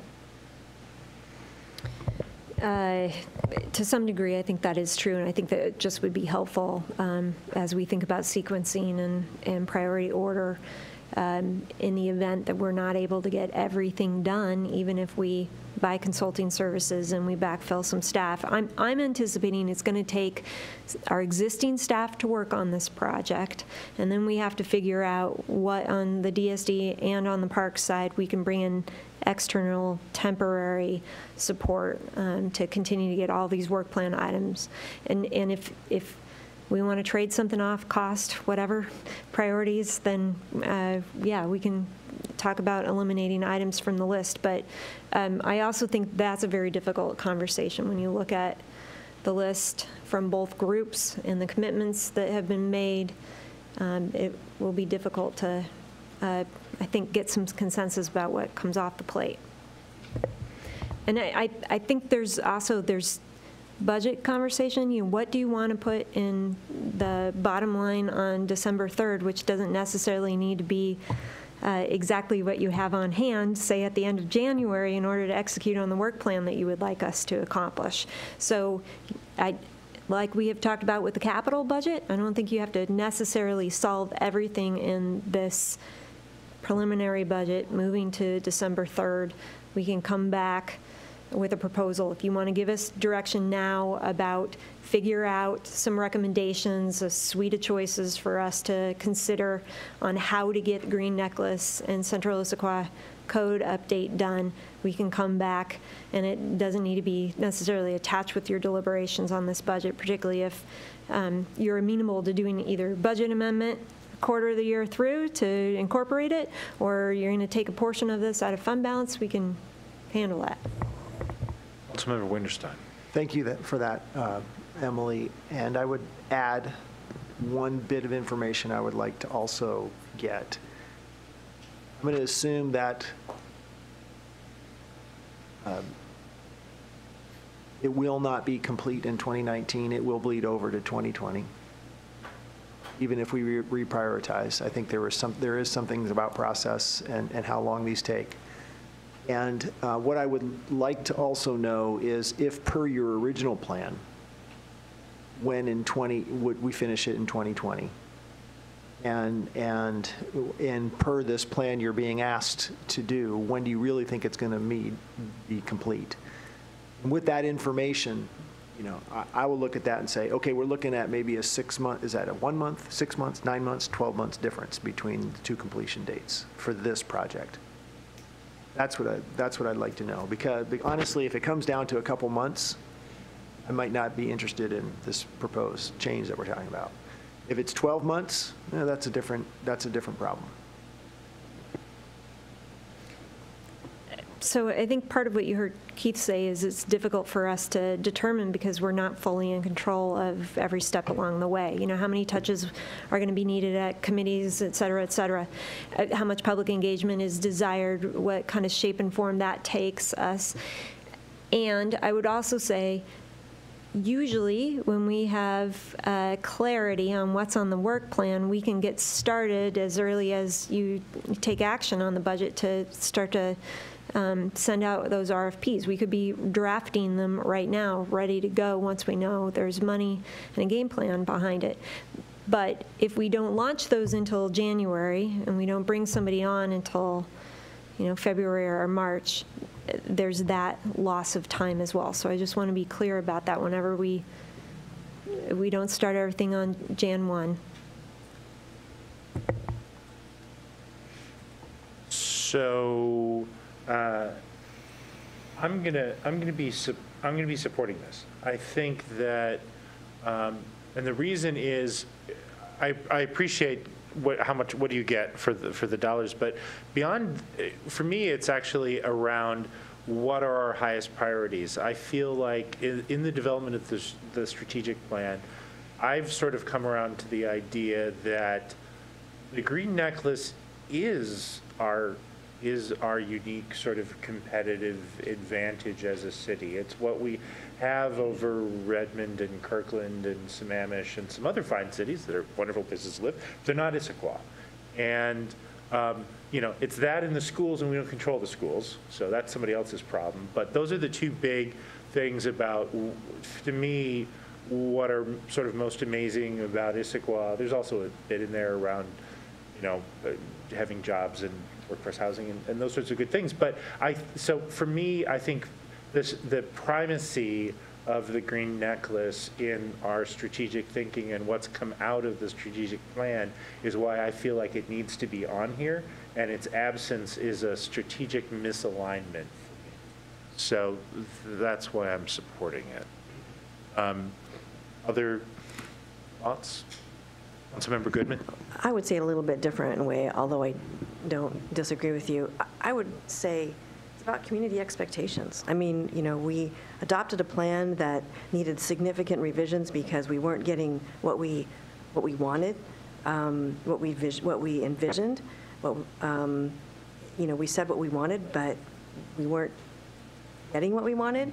And to delay this further just continues that same misbehavior. I mean, we have promised the public that we are going to, with all the density that we agreed to, that there are some benefits, and this is one of the major benefits, and we're not delivering. I think the public has been very disappointed with what the outcome has been so far with the Central Issaquah plan. And I think we ought to invest what we need to invest to get this done. And I mean, I agree with Paul. I mean, what we heard Emily say is, you know, the question was asked, could you get this done if you had $1 million? Well, yes. Could you, and I think we need to be mindful of how much we spend. We're going to spend twice as much money if we're going to get something a month sooner. I don't think that's reasonable. But I do think that we have to, like I said, put our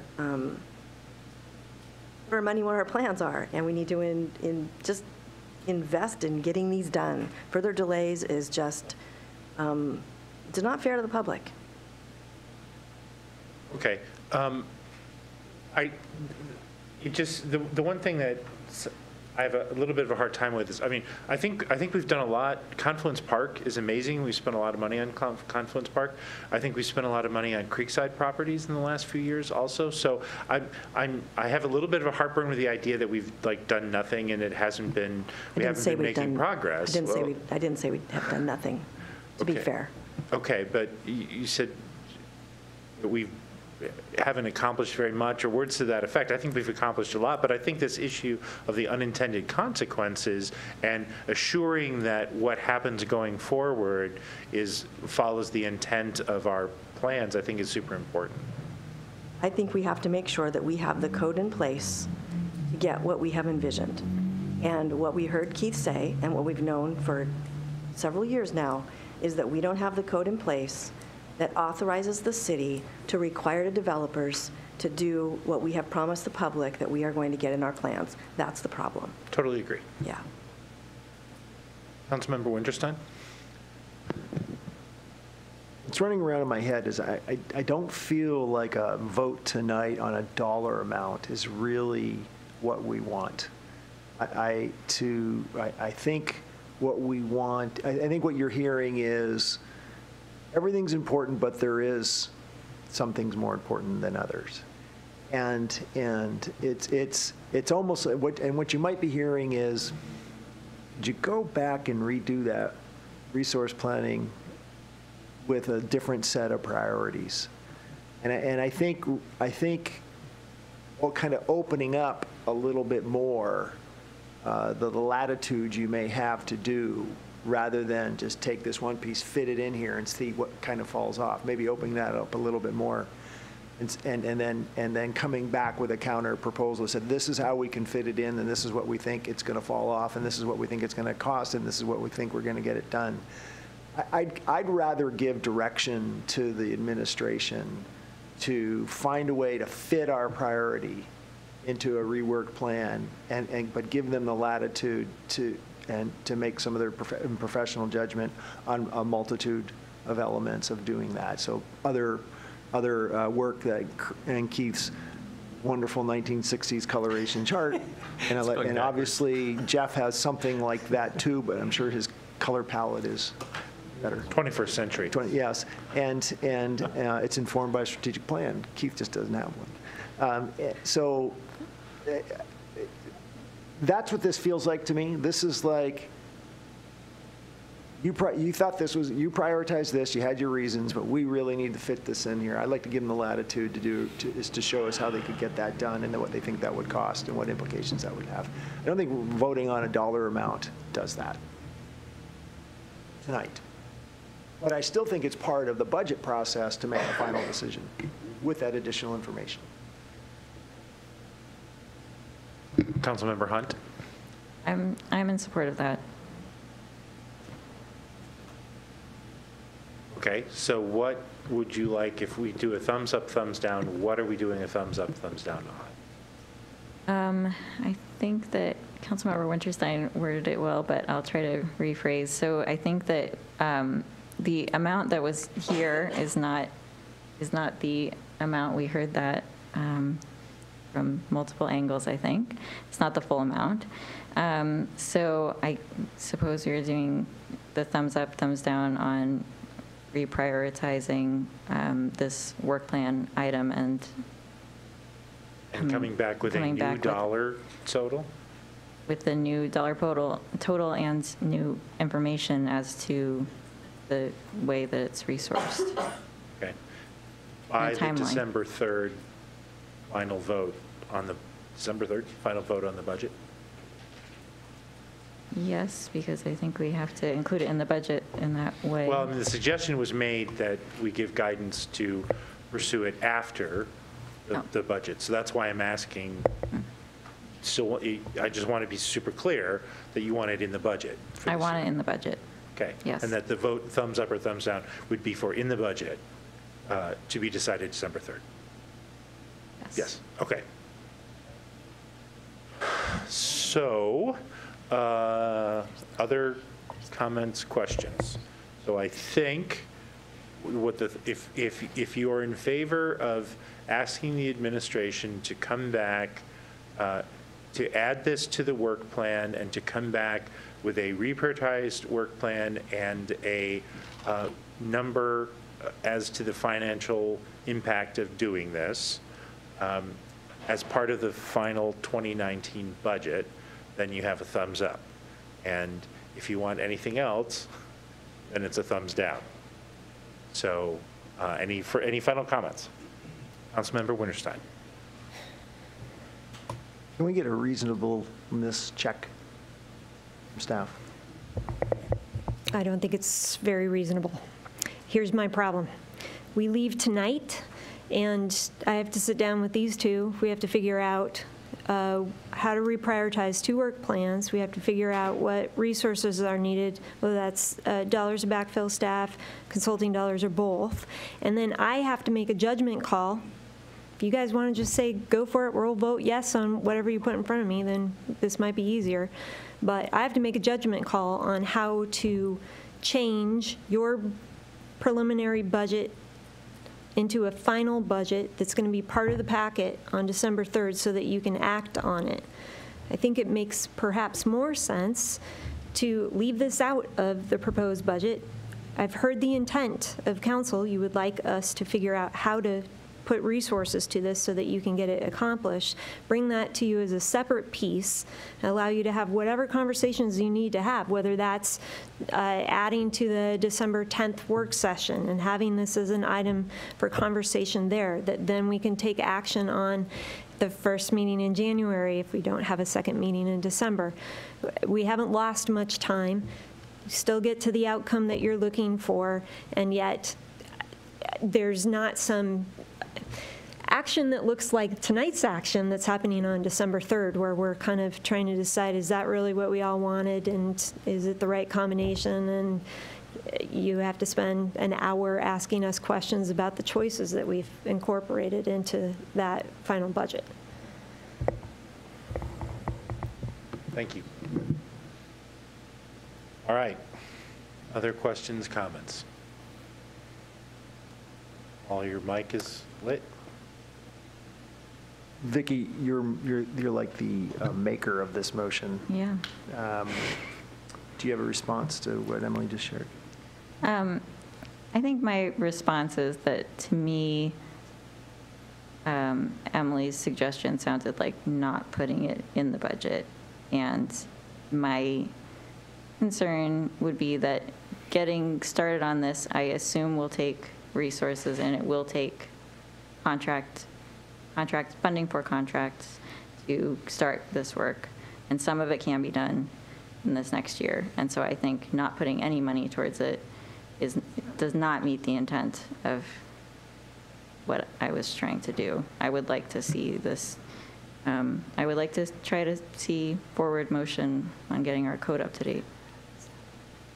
Councilmember Ray. I have an alternative thought, and I recognize the challenges of at this late hour trying to calculate what these costs are, not the late hour today, but the late metaphoric hour in the budget process. Would it be possible to put this in the president's budget letter to suggest or direct the administration to do this within first quarter of 2019? Yes, and I'm also saying it is quite possible for us to have clarity on what it's going to cost and that we are doing it and what the trade-offs are, how the budget is to be augmented in order to get it done. So I am not suggesting it's not incorporated into the 2019 amended budget. I'm just saying it may not be ready and you may not be able to act swiftly on it. Proposal inaccurate in any way, not meeting your expectations on December 3rd. It's not an easy thing in the middle of the meeting on budget adoption to rechange ordinances and make sure that we have everything ticking and tying across various funds. So I'm just suggesting we go away, we figure out kind of some options for you, and that perhaps you use time at your work session and you give us the thumbs up on that, and then we bring it back to be incorporated into the amended budget of 2019, and we still hit the ground potentially, in January on trying to meet your expectations on this project. So I just want to make sure I can clear you. So you're saying because of the challenges you've talked about for the 3rd, perhaps coming to the work session with more information on the 10th, giving soft direction to the administration to come back with potentially an agenda bill in January, maybe the first meeting in January. I don't know how the timing would all work out. Yes. And that, so in your mind, we're not really losing any time. Correct.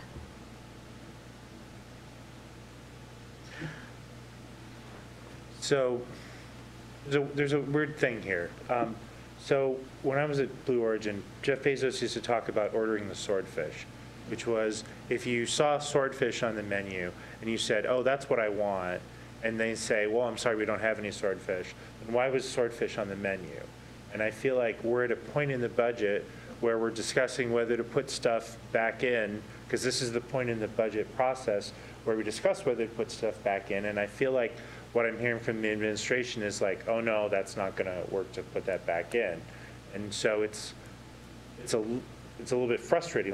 Like we have these things in front of us and we have some choices, but if it's not really a choice because the administration is saying it's effectively impossible to do that, then we have the process is a little bit weird, right? Because then it's not really, we don't really have a choice. It's just. You always have a choice. What we have told you is what we were able to put in the budget based on the staffing that we have and the new revenue that was available to us. Okay. Well, the maker of the motion clearly, I appreciate your suggestion, Chris. The maker of the motion clearly wants it December 3rd. And so I think that we owe it to have the vote on whether it's on December 3rd. Councilmember Winterstein? So I'm going to thank you for noticing. I'm going to explain my vote in a moment here. I think Stacy summarized it exactly what I heard. And what I hear the administration saying is, give us an extra month. And I think, given the magnitude of this and the jostling of what it does to work plans and the implications on the budget, that I think that when we started all of this out, I didn't know what to expect. but basically, and we need an extra month, seems reasonable to me to the magnitude of the change. And so I would actually would be in favor of directing the administration per what Emily said is a reasonable plan, recognizing that's not an appropriation or a priority setting for the 2019 budget in 2018. But I think what we're looking at, we absolutely can do amendments whenever we want. And I heard that could possibly be and likely be in January. Councilmember Hunt. I think that putting it in the budget doesn't mean that it's going to necessarily get spent. A lot of the things that we've previously had in the budget don't completely get spent for a variety of reasons, including unforeseen delays. So I think putting it in the budget, if we prioritize it, is best practice. And I also, I just think that in terms of respecting the staff time, I think that they can do that work of reprioritizing, and that may take longer than until the December 3rd meeting to figure out how they're going to adjust or do the RFP and reallocate resources. So I don't see why including it in the budget necessarily precludes that they have the time that they would need to reprioritize. So I understand the arguments, but I still think that putting it in the budget makes sense if it's something that we want to have happen in the next year. Any further comments or questions? Councilmember Goodman. So I just want to ask Member Hunt, are you suggesting that the vote would be to put in the 140 and then potentially have additional information come on the 10th? December? I mean, I'm trying to figure out, I mean, I think what we heard tonight was, you know, swordfish is on the menu, it's just expensive. And so I think what I'm hearing Councilmember Hunt say is she wants a placeholder in the budget, even if it's only 140. We know it's going to be more than 140,000, what we're hearing, and then information can come back within the next month. That gives us a better idea of what it's going to cost, and then we could amend the budget if we all agree we want to do it. Councilmember Hunt, what would you like to do? Because that's different than... I know. I mean, I think this has gone a bit in circles, but I think that at this point, voting on the 140,000 as a sort of placeholder would be my preference.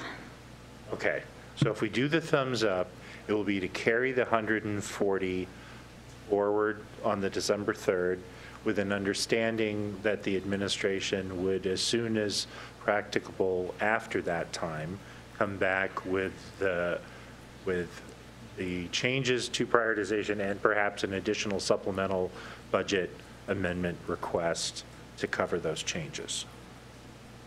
Any further questions or comments? Does everybody understand what we're voting on? All right. 1, 2, 3. 6-1. All right. Thank you, everybody. That was interesting. These are always interesting. All right. I believe, as I look at the 5, I think 43rd is the largest. So let's start with that. Can I suggest we go the other way? Because I think the others will be easier. And I don't mean to be contrarian. You want to save the last one for when we're the most tired? Well, the others I think are going to be pretty quick.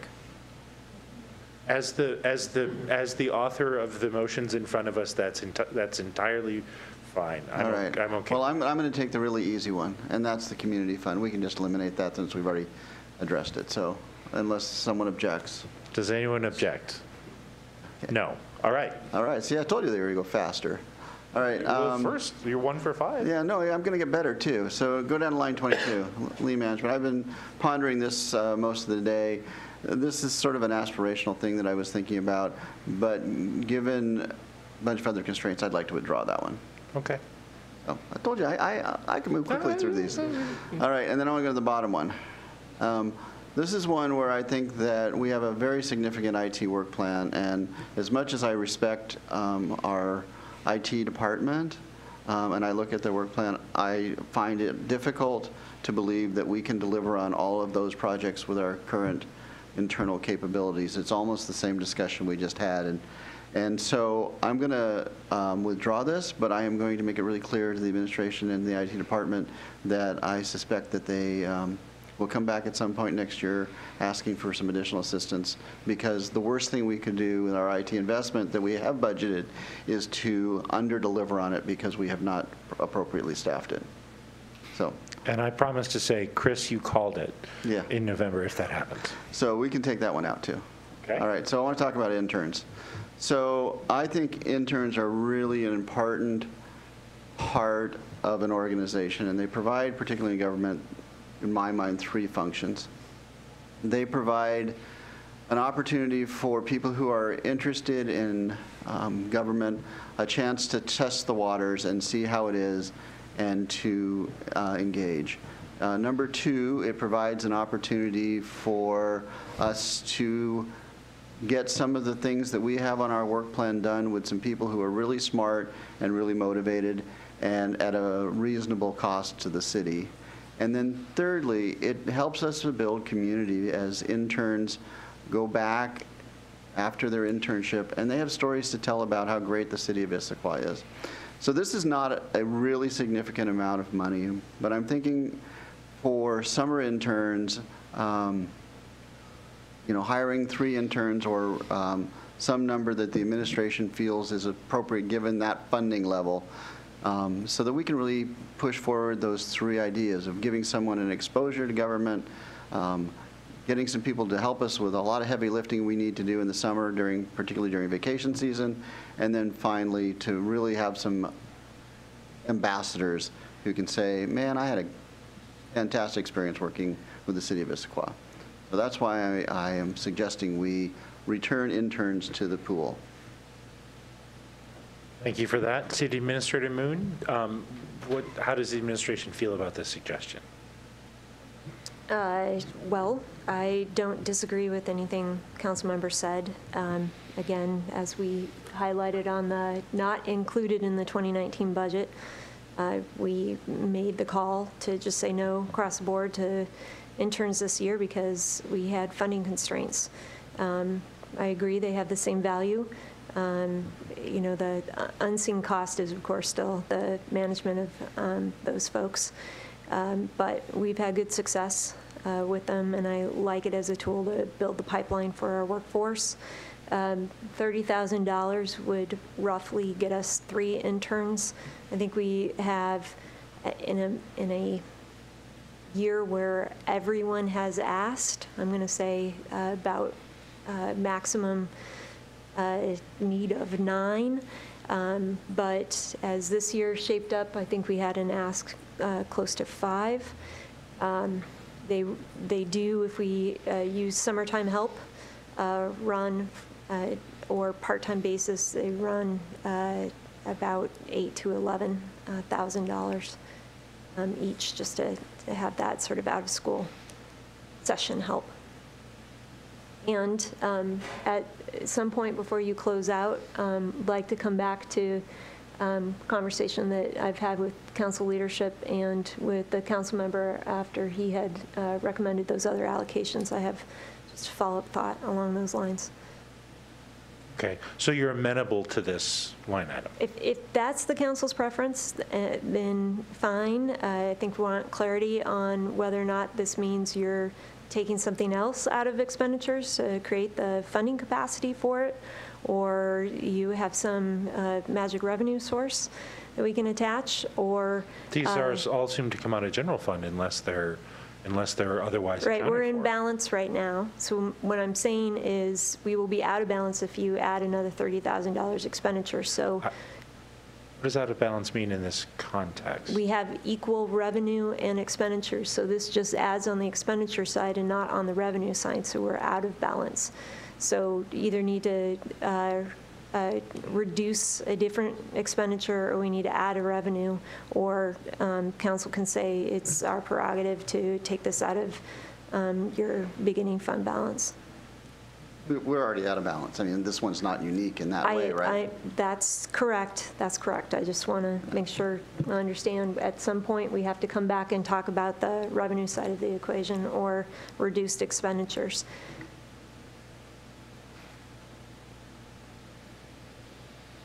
Councilmember Ramos. Yes, I just want to hear from you. I think you said the words, but I didn't hear the enthusiasm in your voice.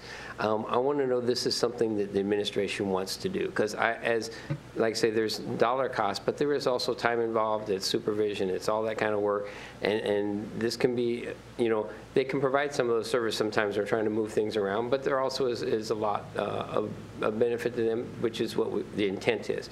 So I've done this before. It does take a lot of work.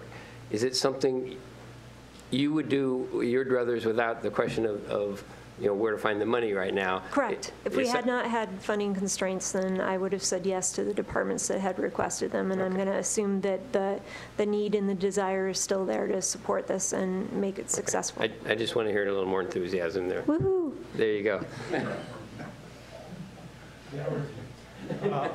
Other questions, Councilmember Winterstein. I wanted to hear enthusiasm from the director sitting behind the administrator.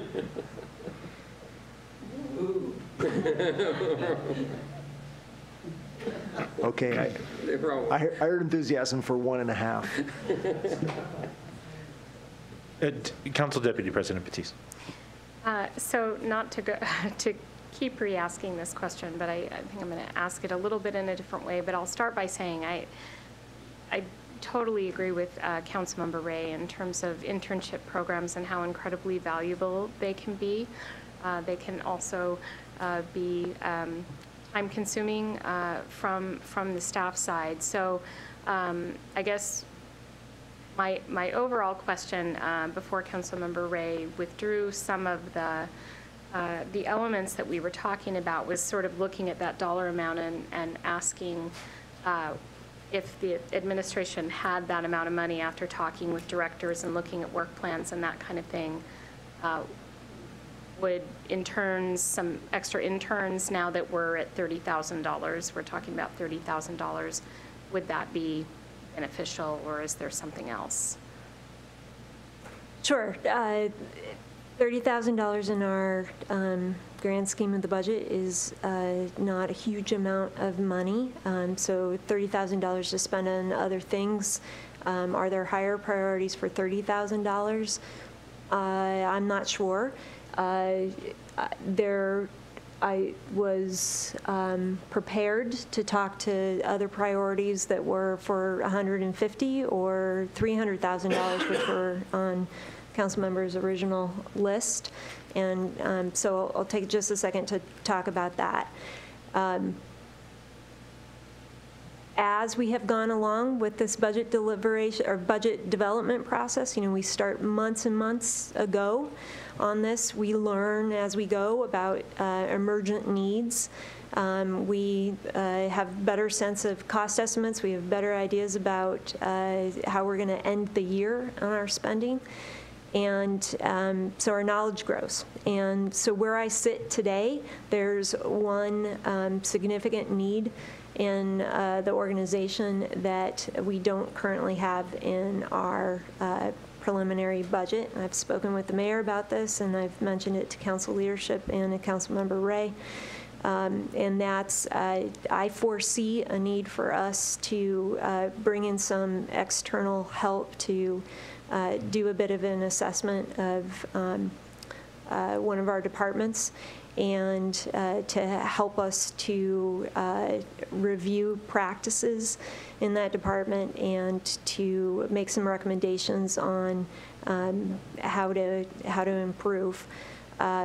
I think that particular department has high degree of responsibility and implications. Its performance has implications for the whole organization and for our ability to deliver to the community. And so that has become the top priority for me.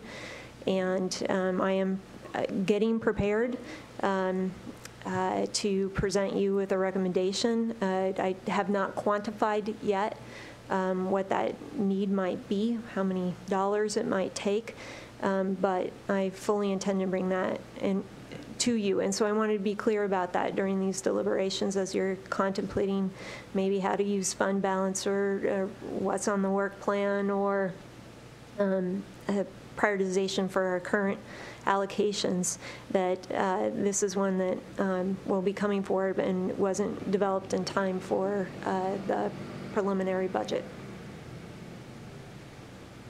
Okay, thank you for that overview. So it sounds like that is something separate that we'll be talking about, but in regard to the $30,000 and the interns, that with that amount, that sounds like that would be helpful to the administration. Yeah, I think we had departments that were hopeful that they would have some internships and have relied on those in the past and have felt that they were beneficial. So I'm sure they will be grateful, and I will be looking forward to gifts of chocolate to woo my attention to see who gets those interns. Hint, hint. And sorry, just one follow-up. You had said, as you talked about interns, that then you had really boiled it down to 5. Is that what you had said? We had 3 to 5 that were requested this year as the budget was being developed. I think as I look back over departments who has used what, over my tenure here, there's probably about 9 different groups that have used interns this year. We had solid proposals that got all the way to the last minute from, I think, 3 different groups, but 5 preliminary asks this year. Thank you. Councilmember Goodman. So it sounds to me like money for interns provides opportunities for departments, directors to request interns. So it's a voluntary thing. It's not a required, you're taking an intern, I don't care that you don't have time. So this would be a request from departments whose directors feel that they have time to manage those interns. Okay. Any other questions or comments? So a thumbs up is to add $30,000 for some number of interns, and a thumbs down is to not. So 1, 2, 3. 6 to 1.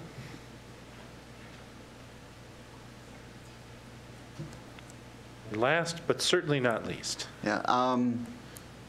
So 43rd Street intersection improvement is on the capital improvement plan. It's unfunded. It's been on the docket for a long time. It is a significant need in our community, and it is a significant safety problem for people who live in the Providence Point neighborhoods. And we've talked about where we can make a difference in our community around transportation. Transportation is the most significant issue we face as a community. And here's an opportunity to do something that the community has asked for. It's something the community has waited for, and there is a real tangible need to do this. And I believe that, when we start looking at fund balances, and we increased our general fund balance last year, a year that we budgeted to actually decrease the general fund balance, it actually went up by the time, based on the current projections, will go up this year. So I think our fund balances are healthy. We talked about that. And I think it's time to deliver for the people of Providence Point, what we've been talking about for a long time. So that's why I put this on here for deliberation. I have a question. How would you pay for it? I'd pay for it with fund balances. With general fund? General fund. That being said, that's what I would do. I think this is one where I would certainly seek input from the administration on what made the most sense from Well, a funding that was going to be my perspective. next question, Yeah. actually. So, City Administrator, do we have any options on this other than general fund? Yeah, absolutely. I think borrowing is the next choice at this moment in time. We've had some conversations about other funding sources as it relates perhaps to Transportation Benefit District, but those choices are going to take more time than during budget deliberation, in my estimation. Use of fund balance, I think during the November 7th work session, I suggested that it may be better to use fund balance for those one-time either shorter-term assets or assets that are going to also then generate some revenue to help replenish that fund balance over time. We typically do borrowing for long-term assets like this. Would that be councilmatic? It could be councilmatic, yes. One thing that I wanted to mention about fund balance is we should have shown you on all of those slides about fund balance, the unassigned fund balance. So what you have referenced in your packet and in materials dating back to the beginning of October is the total fund balance. Keep in mind that some of that you cannot spend. And that's a moving target for us because there's different classifications. So there's a classification called restricted. There's a classification called committed. Those are longer-term obligations. Those are numbers that stay relatively stable. There's a third component that is called assigned, and that assigned fund balance is what changes every moment of the day because it's about what we need to have on hand to pay current invoices and other things like that. That's what gets trued up at the end of the year, and then we know for certain what has returned to fund balance. And so the final category is that unassigned. That is what's available to you to spend out of fund balance per your policy. If we look at debt service for a project of approximately this size, and again, this is back of the napkin calculations. This has not been taken out to our experts that help us structure these proposals. But if you did a 10-year bond, you could, depending on the structure in any given year, pay between $220,000 or $4 million, again, if you front load, right, and then spend down in a different way, or you take advantage of some of our falling off debt capacity that's happening over the next 3 or 4 years. You could front load it, use up your capacity, and then lower payments after that. So $220 to $4 million, depending on the structuring. You could think of that as maybe being sort of an average of, if you wanted to keep funding flat, of 900,000 ballpark numbers per year. That's a 10-year. 20-year range would be maybe closer to 175,000 to 4 million per year, depending on structure, or let's say an average of about 550. So you're looking at somewhere between $500,000 or $1 million per year in added debt service to the city. Would we, if we say we want to put this on the 2019 plan, do we have to figure out the financing before December 3rd? Do you prefer we figure out the financing before December 3rd? Thanks for, I meant to come back to that. So no, you don't. I think if your intentions were to come up with a funding mechanism and you wanted to direct city staff to do that because your intention was to pursue this project next year, then we could come back with a proposal on recommended funding that is likely to be borrowing, and then we would talk you through what we think is most advantageous in terms of structuring and time to go out to market And we would also then start talking to you about the ways in which we might have to accommodate that debt service payment, which could either be at the end of 2019, or it may, depending again on structure and the time that we go to market, or interfund borrowing that we might do first to get the cash flow. It could not have a ripple effect to the operating budget until 2020. So a lot of depends answers there, but no, you wouldn't have to determine a funding source in advance of the budget, but I would want you to understand what the magnitude of that impact would be, and that's why I expressed those dollars. So one of the things that I think we should discuss on is if we do thumbs up or thumbs down, are we doing thumbs up or thumbs down on this sort of idea that we just said, which is we will figure this out in the financial mix going forward? Or are we going to do a thumbs up, thumbs down on just saying we're just going to take 8.1 million out of the general fund, right? So I would like to get your thoughts on which of those two options we should be considering going forward. Councilmember Winterstein? Thank you. I was already looking forward to a conversation about the unfunded component of the capital plan, and it was my understanding that we were teeing that up to be uncoupled with the budget process, and that we were going to address that immediately afterwards. And it wasn't just this one project. There is 12 or 13 million in total. I would still like to have that comprehensive conversation about all the unfunded components of the capital plan in this project, in that context, and instead of just do we want to spend our cash on, commit our cash on hand. Having said that, I don't think the justification for, or enthusiasm for, or support for me is any different than what Chris just said. But I do think that there's a method that we should go through, as outlined earlier, about the unfunded component of the capital plan that I would still like to go through, instead of rather than committing cash on hand as part of this budget process. Other thoughts on this? Councilmember Hunt?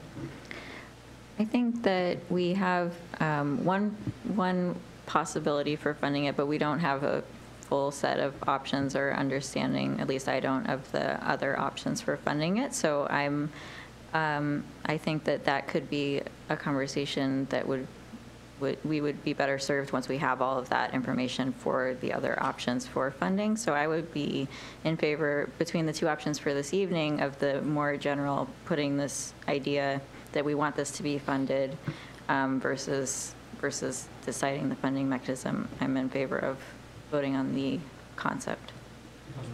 Councilmember Ramos. That's what Councilmember Winterstein said was what I had alluded to earlier of the CIP projects, where there was some shift around by the administration with, basically there's not enough money, so you had to make a proposal to us and shifted some things around. Some things are funded, some things weren't. And that whole picture was what I was asking to look at, because we talked about that a number of times when we looked a few weeks ago at the CIP. It's hard to take a piece of a big puzzle and make sense of it by itself, because there's too many. Every time you move something, something else moves. And if we want to set our priorities by picking the projects most important and figure out a way to fund them, because they're currently unfunded, then I think we have to look at them as a whole and not one at a time. Or I could start listing, 6 or 8 other projects, and then we start looking at them one at a time, and it gets confusing. And that's, so I would support, which I said earlier, is take a look at that CIP piece. And if we're going to try to find some funding for some of those, what our priority would be. Councilmember Ray. So I'll probably a comment and a question. So the comment is, if we don't fund it and we do a separate evaluation of the CIP, when do we do that? And then when do we make a decision about what to fund? So I just don't understand. So I'm not sure where to direct the question, but I'm just throwing it out there on the table. I don't know. You want to take a stab at that? Sure. So we have a couple of things coming up. We have next iteration of the CIP in development. We're going to begin that work probably as early as February so that we can start to bring that in front of you in springtime, a little bit earlier than we normally do. It's usually summertime, but it gets compressed with operating budget development, and so I'd like that work to happen ahead of operating budget development. And so in order to have clarity on that, we probably need clarity on this first. So I think we're looking at bringing back that conversation in the first few months of the year. Having said that, again, we will provide options in terms of funding sources. We will provide these revised cost estimates for the projects, and then it's up to you how quickly you want to process those choices. Yeah, my concern is if we're going to do the revamp of the capital plan and look at our funding options and the unfunded initiatives and how we're going to fund them, and we do that in first quarter of next year to inform the capital plan that then informs the 2020 budget, we've just lost a year, and if trends are any indication, the price of this initiative will increase before we get to it next year. So my recommendation, or what I would like us to make a decision on, is similar to the one we talked about a little bit ago, which is this is a priority. This is a priority for me. I don't know if it's a priority for anybody else, and that's okay. This is a priority for me, and I would like to include it in the 2019 budget and then work out the most optimal funding strategy for it independent of the concept. So we'll work through funding as a separate initiative to come back early next year. And if at that time there are no viable funding options, then we can make a decision not to move forward with this.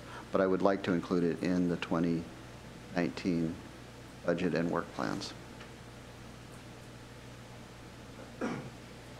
So what you're saying is you want an up or down on having it out of the general fund for now, and with the idea that it could be someplace else later? No, I want an up or down on, is this something we want to do in 19, and then we will work through the funding options when we have a little more leisure to do that. Okay. I don't know how that's different than what we were already talking about, but okay. Okay, maybe it's not. Councilmember And that Winterstein? was going to be my comment. It is on the list, the deliberation list for unfunded portions of the capital plan, and it was my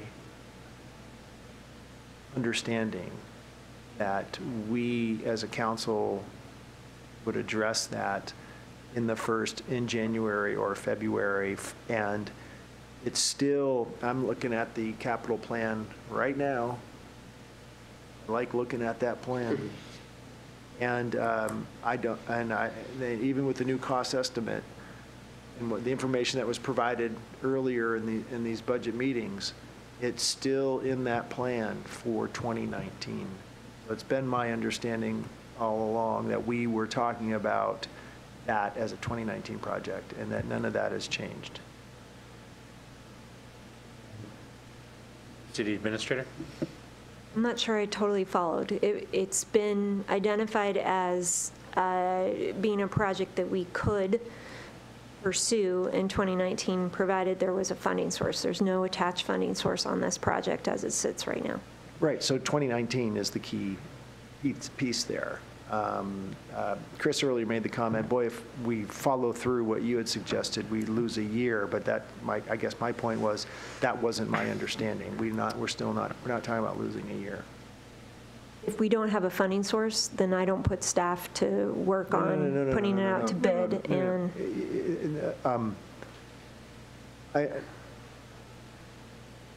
January, February, we're going to address the unfunded portion of it and make a decision what projects to fund and how to fund them.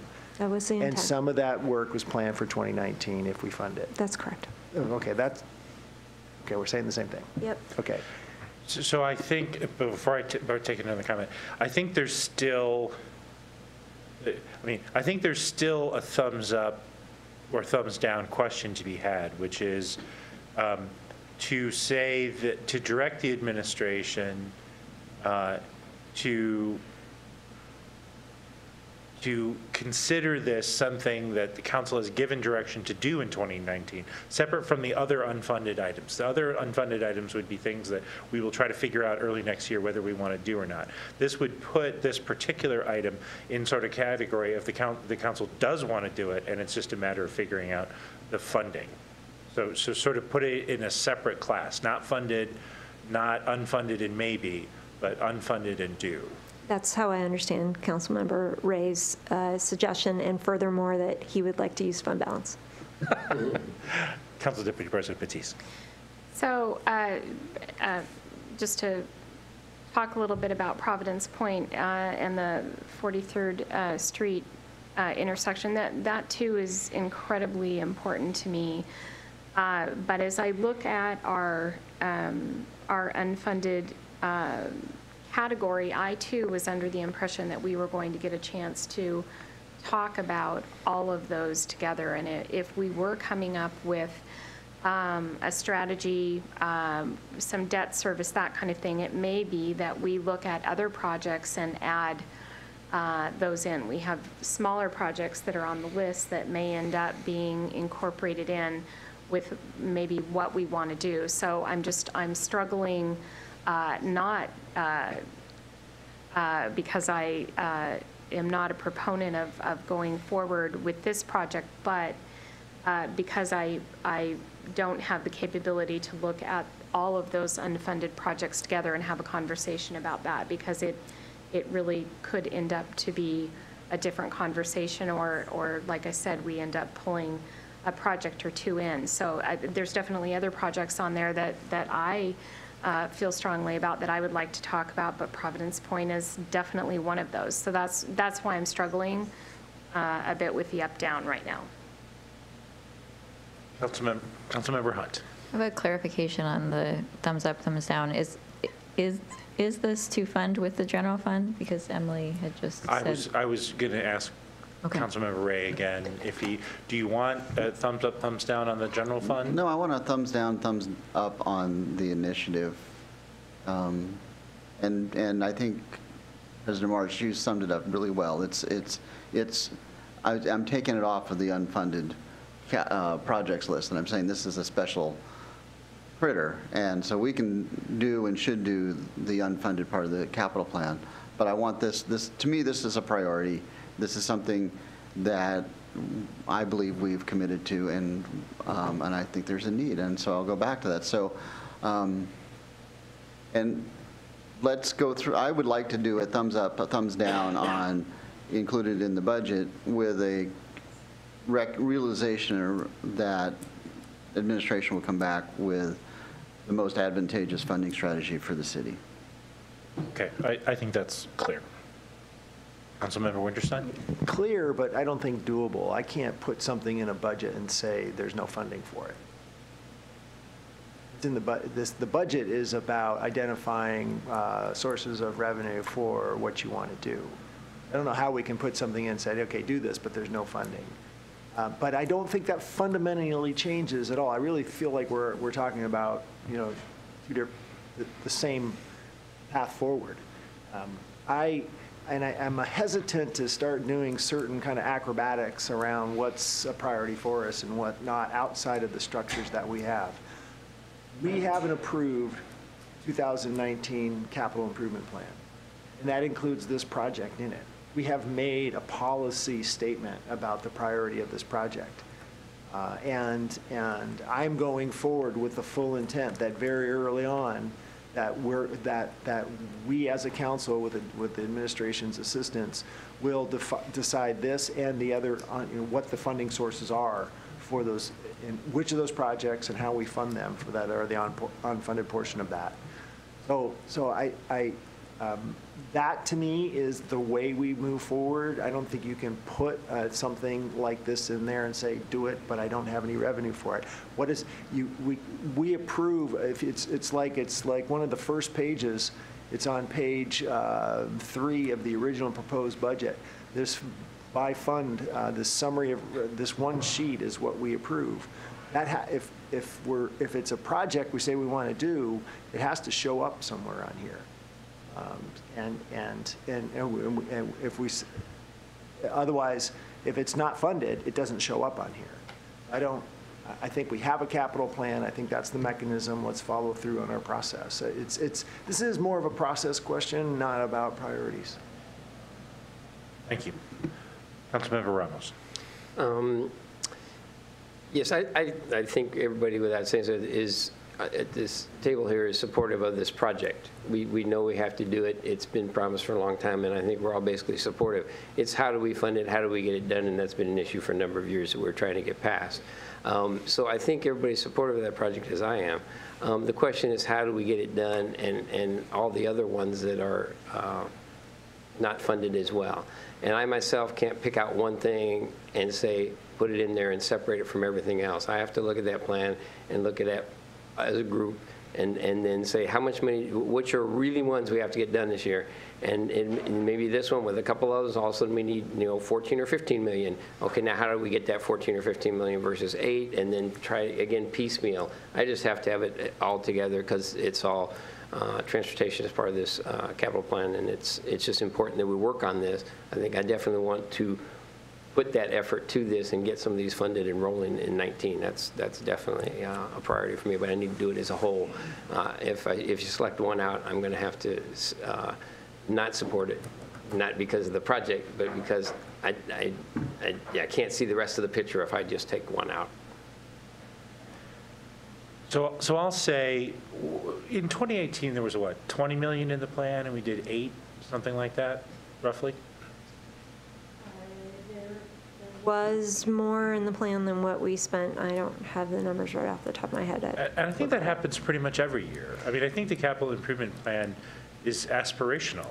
And I think what we're saying is we don't want to be aspirational about 43rd. We want to get it done. So I think that's why, to me, it feels a little different. Rather than just saying, let's keep it on the plan and talk about the plan, I think this is one that we've been talking about for a really long time. Let's get it done. So I'm supportive of the motion, particularly because we're not taking, I don't want to take it out of general fund. So other questions and comments? Councilmember Wernerstein. Question, as I understand it, is do we appropriate $80.1 million out of the general fund in 2019? I mean, that's the question as it's formulated on the screen in front of me right here. This is all about general fund. Is that not the question? That's not the question I'm going to ask of council. Okay, so I think you can turn that into a 0. There's a question, which I'm not, I'm still looking for where that fits within the tools and mechanisms we have of a budget and a capital plan. So I think, is this a resolution? This is a statement of this council says we are going to do this and we're going to figure out the funding? I think in general, we took other funds by and large out of the budget process and said we were going to focus this year on general fund, but we're saying this particular line item tonight is an exception to that. And we're going to, it's important enough that despite the fact that we're going to be giving direction not in general fund, we want it to be part of this process. So it won't show up with the overall summary of revenues, expenditures, and fund balance that is a key part of what we adopt every year. It's not going to show up anywhere. It's not going to show up as general fund. We are going to choose tonight, as part of this budget process, a funding source. No, So then it won't show up in here. won't show up in general fund. Well, this is every fund. This is every fund. Can you help me out with this, City Administrator Moon? I will try. I think the answer is it won't show up. And then we will have the conversation that I think I'm hearing majority opinion on, that we need to have in January and February to determine a funding source for this project, and also discuss funding source for the full list of unfunded projects. And then at that point in time, we will come back. Council will take action, whether that is to deduct it from the fund balance or to authorize, selling bonds. And then at that point, we'll return with a budget amendment. Council Deputy President Batiste. So if I'm understanding this correctly, going forward and talking about prioritizing 43rd Providence Point tonight, where that funding comes from is a part of this upcoming meeting in January. We would not be voting on that, but we would be talking about that, and we would be coming up with a funding structure. That would not preclude us, because we would also be having a conversation about the whole unfunded capital projects. So that would not preclude us from adding. If we decided to do debt service of some kind, that would not preclude us from adding another project. But what we would be saying tonight is that we want to prioritize Providence Point. Yes. Other questions and comments? Understand? Right. Yeah, could you restate the motion? Sure. The idea is that a thumbs up is saying that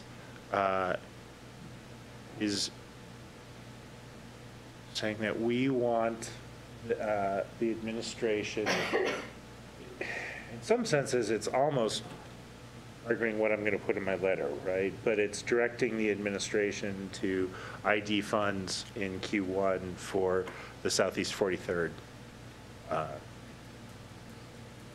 construction. I'm giving a thumbs up, thumbs down on that item of the letter.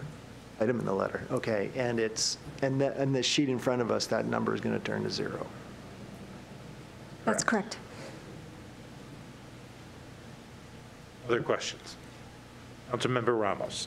Say that again. That's going to be in the letter. Well, I don't know any other mechanism to, administration's here, right? We're all of us except for you are going to be here in January, and if we don't see it in January and February, we're not going to be like, oh, what was that thing we said that we wanted to do about Southeast 43rd? Other questions or comments? All right, everybody understand what we're voting on? 1, 2, 3. 6-1. All right. Anybody have any last-minute wild cards I want to throw into the mix? No? City Administrator Moon? Yes, Do you have a Council wild card you wanna President. throw into the mix? Well, no, I have, it's the wild card that's already present here. So if we take a look, assuming there were no other ads, at the list, we have adjustments that would add 311,000 and change of new expenditures and 91,000 and change of new revenue. If you deduct that revenue from that expenditure total, we have a gap of 220,000, let's say. And therefore, we either need to reduce the other expenditures in the general fund by $220,000, or we need to add revenue. Another possibility I have thrown out previously is we could look at 219,000 and change of equivalent one-time professional services items that are in your base budget, and we could pull those out of the base budget funded through your new revenue and instead fund those from fund balance, because you had more than $220,000 worth of reauthorizations for one-time projects that moved from 2018's budget into 2019 via first through a fund balance. So let me speak to the order of magnitude of this. Can't the 140 for the necklace, that's a one-time thing. That's a charge associated with adopting of the parks plan and the strategic plan. So isn't it really, I mean, you could argue the magnitude is really more like $80,000. Yeah, we could. What I'm looking for is, would council like us to assume that that's the best course of action to get the budget sort of in balance, is to differentiate between these how we might as one-time or ongoing, and then look at how to fund all the items on this list, plus all the ones that were already in the preliminary budget, and if need be, utilize some of that fund balance to fund the one-time items. Councilmember Winterstein. When we've done this in the past, one of the things we did was indicate whether or not the item we were deliberating was a one-time or a reoccurring cost. I do look at these and assume that line 11, the senior center funding expenditure, is the majority of that, because we are talking about FTEs. Those are reoccurring costs. Yep. We absolutely want to stick to our plan where our reoccurring revenues cover our reoccurring cost. So, and then everything else, Is you know, one-time. can be considered Yep. one time.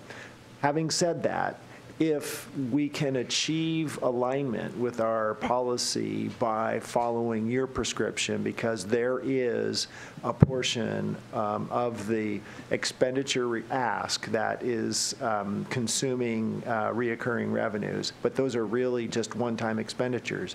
If it's easy for us to come in alignment just by doing that, that's fine. That's just an accounting thing. At the end of the day, we're still making sure that our long-term reoccurring costs are covered by our reoccurring revenues. Fantastic. Yep, that's the intent. Get it in line with policy and make it work. And I'm just seeking some level of consensus so that we can package that up and bring it forward on December 3rd. Councilmember Ramos. Just to expand on that a little bit more, we talked about the one-time expenditure. You also sent us a little thing a while back showing about $400,000 of reappropriation of funding not completely spent in 18, having to roll over into 19 is another Correct. way of doing it. And most of those are one-time costs, so they're basically finishing a project as well. So there's that source of, so it's not just one time, but also reappropriating the cost 18. So that's really something that had been completed in 18, that money wouldn't be in the ending fund balance right now because it would have been spent, so that 400,000. So taking that one time and adding that to it, that the reappropriation stuff from 18, I think like that even better for some of that to show that, because that's money that should have been spent and would have allowed you to do more with your budget. Council Deputy President Batiste? No? Okay. Is that other questions, comments? I didn't see many looks of disagreement, so we'll proceed in that fashion. Council Deputy President, you had something new? Yes, so there are two items that I'd like to talk about, and I did not bring these forward in regard to the budget conversation for a couple of different reasons. One has to do with one of our goals on the strategic plan, and because we're not all the way through the strategic plan and that hasn't been completely approved and we haven't had a chance to talk about all of those objectives, for that reason I didn't bring that forward with a budget ask, but it is something that is really important to me, so it's something that I would like to work on over the next year, and maybe coming and asking for a little bit of staff time, but not much. And that is under our strategic plan, under social and economic vitality. We've now reworded this, but we talked about how there's an increase in new and existing businesses that choose to locate or expand in Issaquah. My goal in that area is to focus on job growth, and that's something that is important to me and something that I want to work on. The other is has to do with the treasurer's list, which is already on the work plan, something that I've talked a little bit about in the past with several of you and had some meetings. The reason that I didn't bring that forward again, for a budget request is that the treasurer's list is, it looks like that's in the third quarter. And I think that on the work plan, and I think that that really needs to be developed before some of the work that I would like to do would come into play. And mostly I'd like to start having a discussion about maintaining the character of our treasures and the surrounding areas, perhaps thinking about incentive programs that might go along with that. I have a lot of ideas, but these were two things that I really took a lot of time looking through the work plans, thought about bringing forward budget asks for that, but because of the way the work plans are structured and what we had in front of that, I was waiting, but I wanted to talk about those two particular items because they're both very important to me. So do you have a mechanism that you want to carry those forward in any different way? Well, I think for now, because of the timing, that those are two particular projects that I intend to work on. There might be, I'm bringing it up, there might be other council members that are interested, and I'm going to try to be very cognizant of staff time, but trying to maybe come forward, get ideas, and get things queued up, and then those potentially would be budget asks from me in the next year. All right. I just want to go through quickly a few of the elements that I think, assuming we adopt the final budget in the manner that we're intending, things that I heard tonight that I intend to have in my letter, which is checking in on the senior center in either 3 or 4 years to see how it's doing versus private option, reviewing capacity building grant methodology and process, reviewing this upcoming year, reviewing contracts for service grant methodology and process, directing that the green necklace prioritization and potential supplemental budget request occur as soon as possible after the budget process, and then directing the administration, of course, to identify funds for Southeast 43rd construction. So that's what anybody thinks I missed anything, let me know. Councilmember Goodman. Thanks. I didn't think you missed anything. I just wanted to respond to Mariah's comments. Not so much the treasures because it's on the work plan, so I wasn't quite sure what your intent was with your comments, but the jobs, the interest in the jobs, I think it is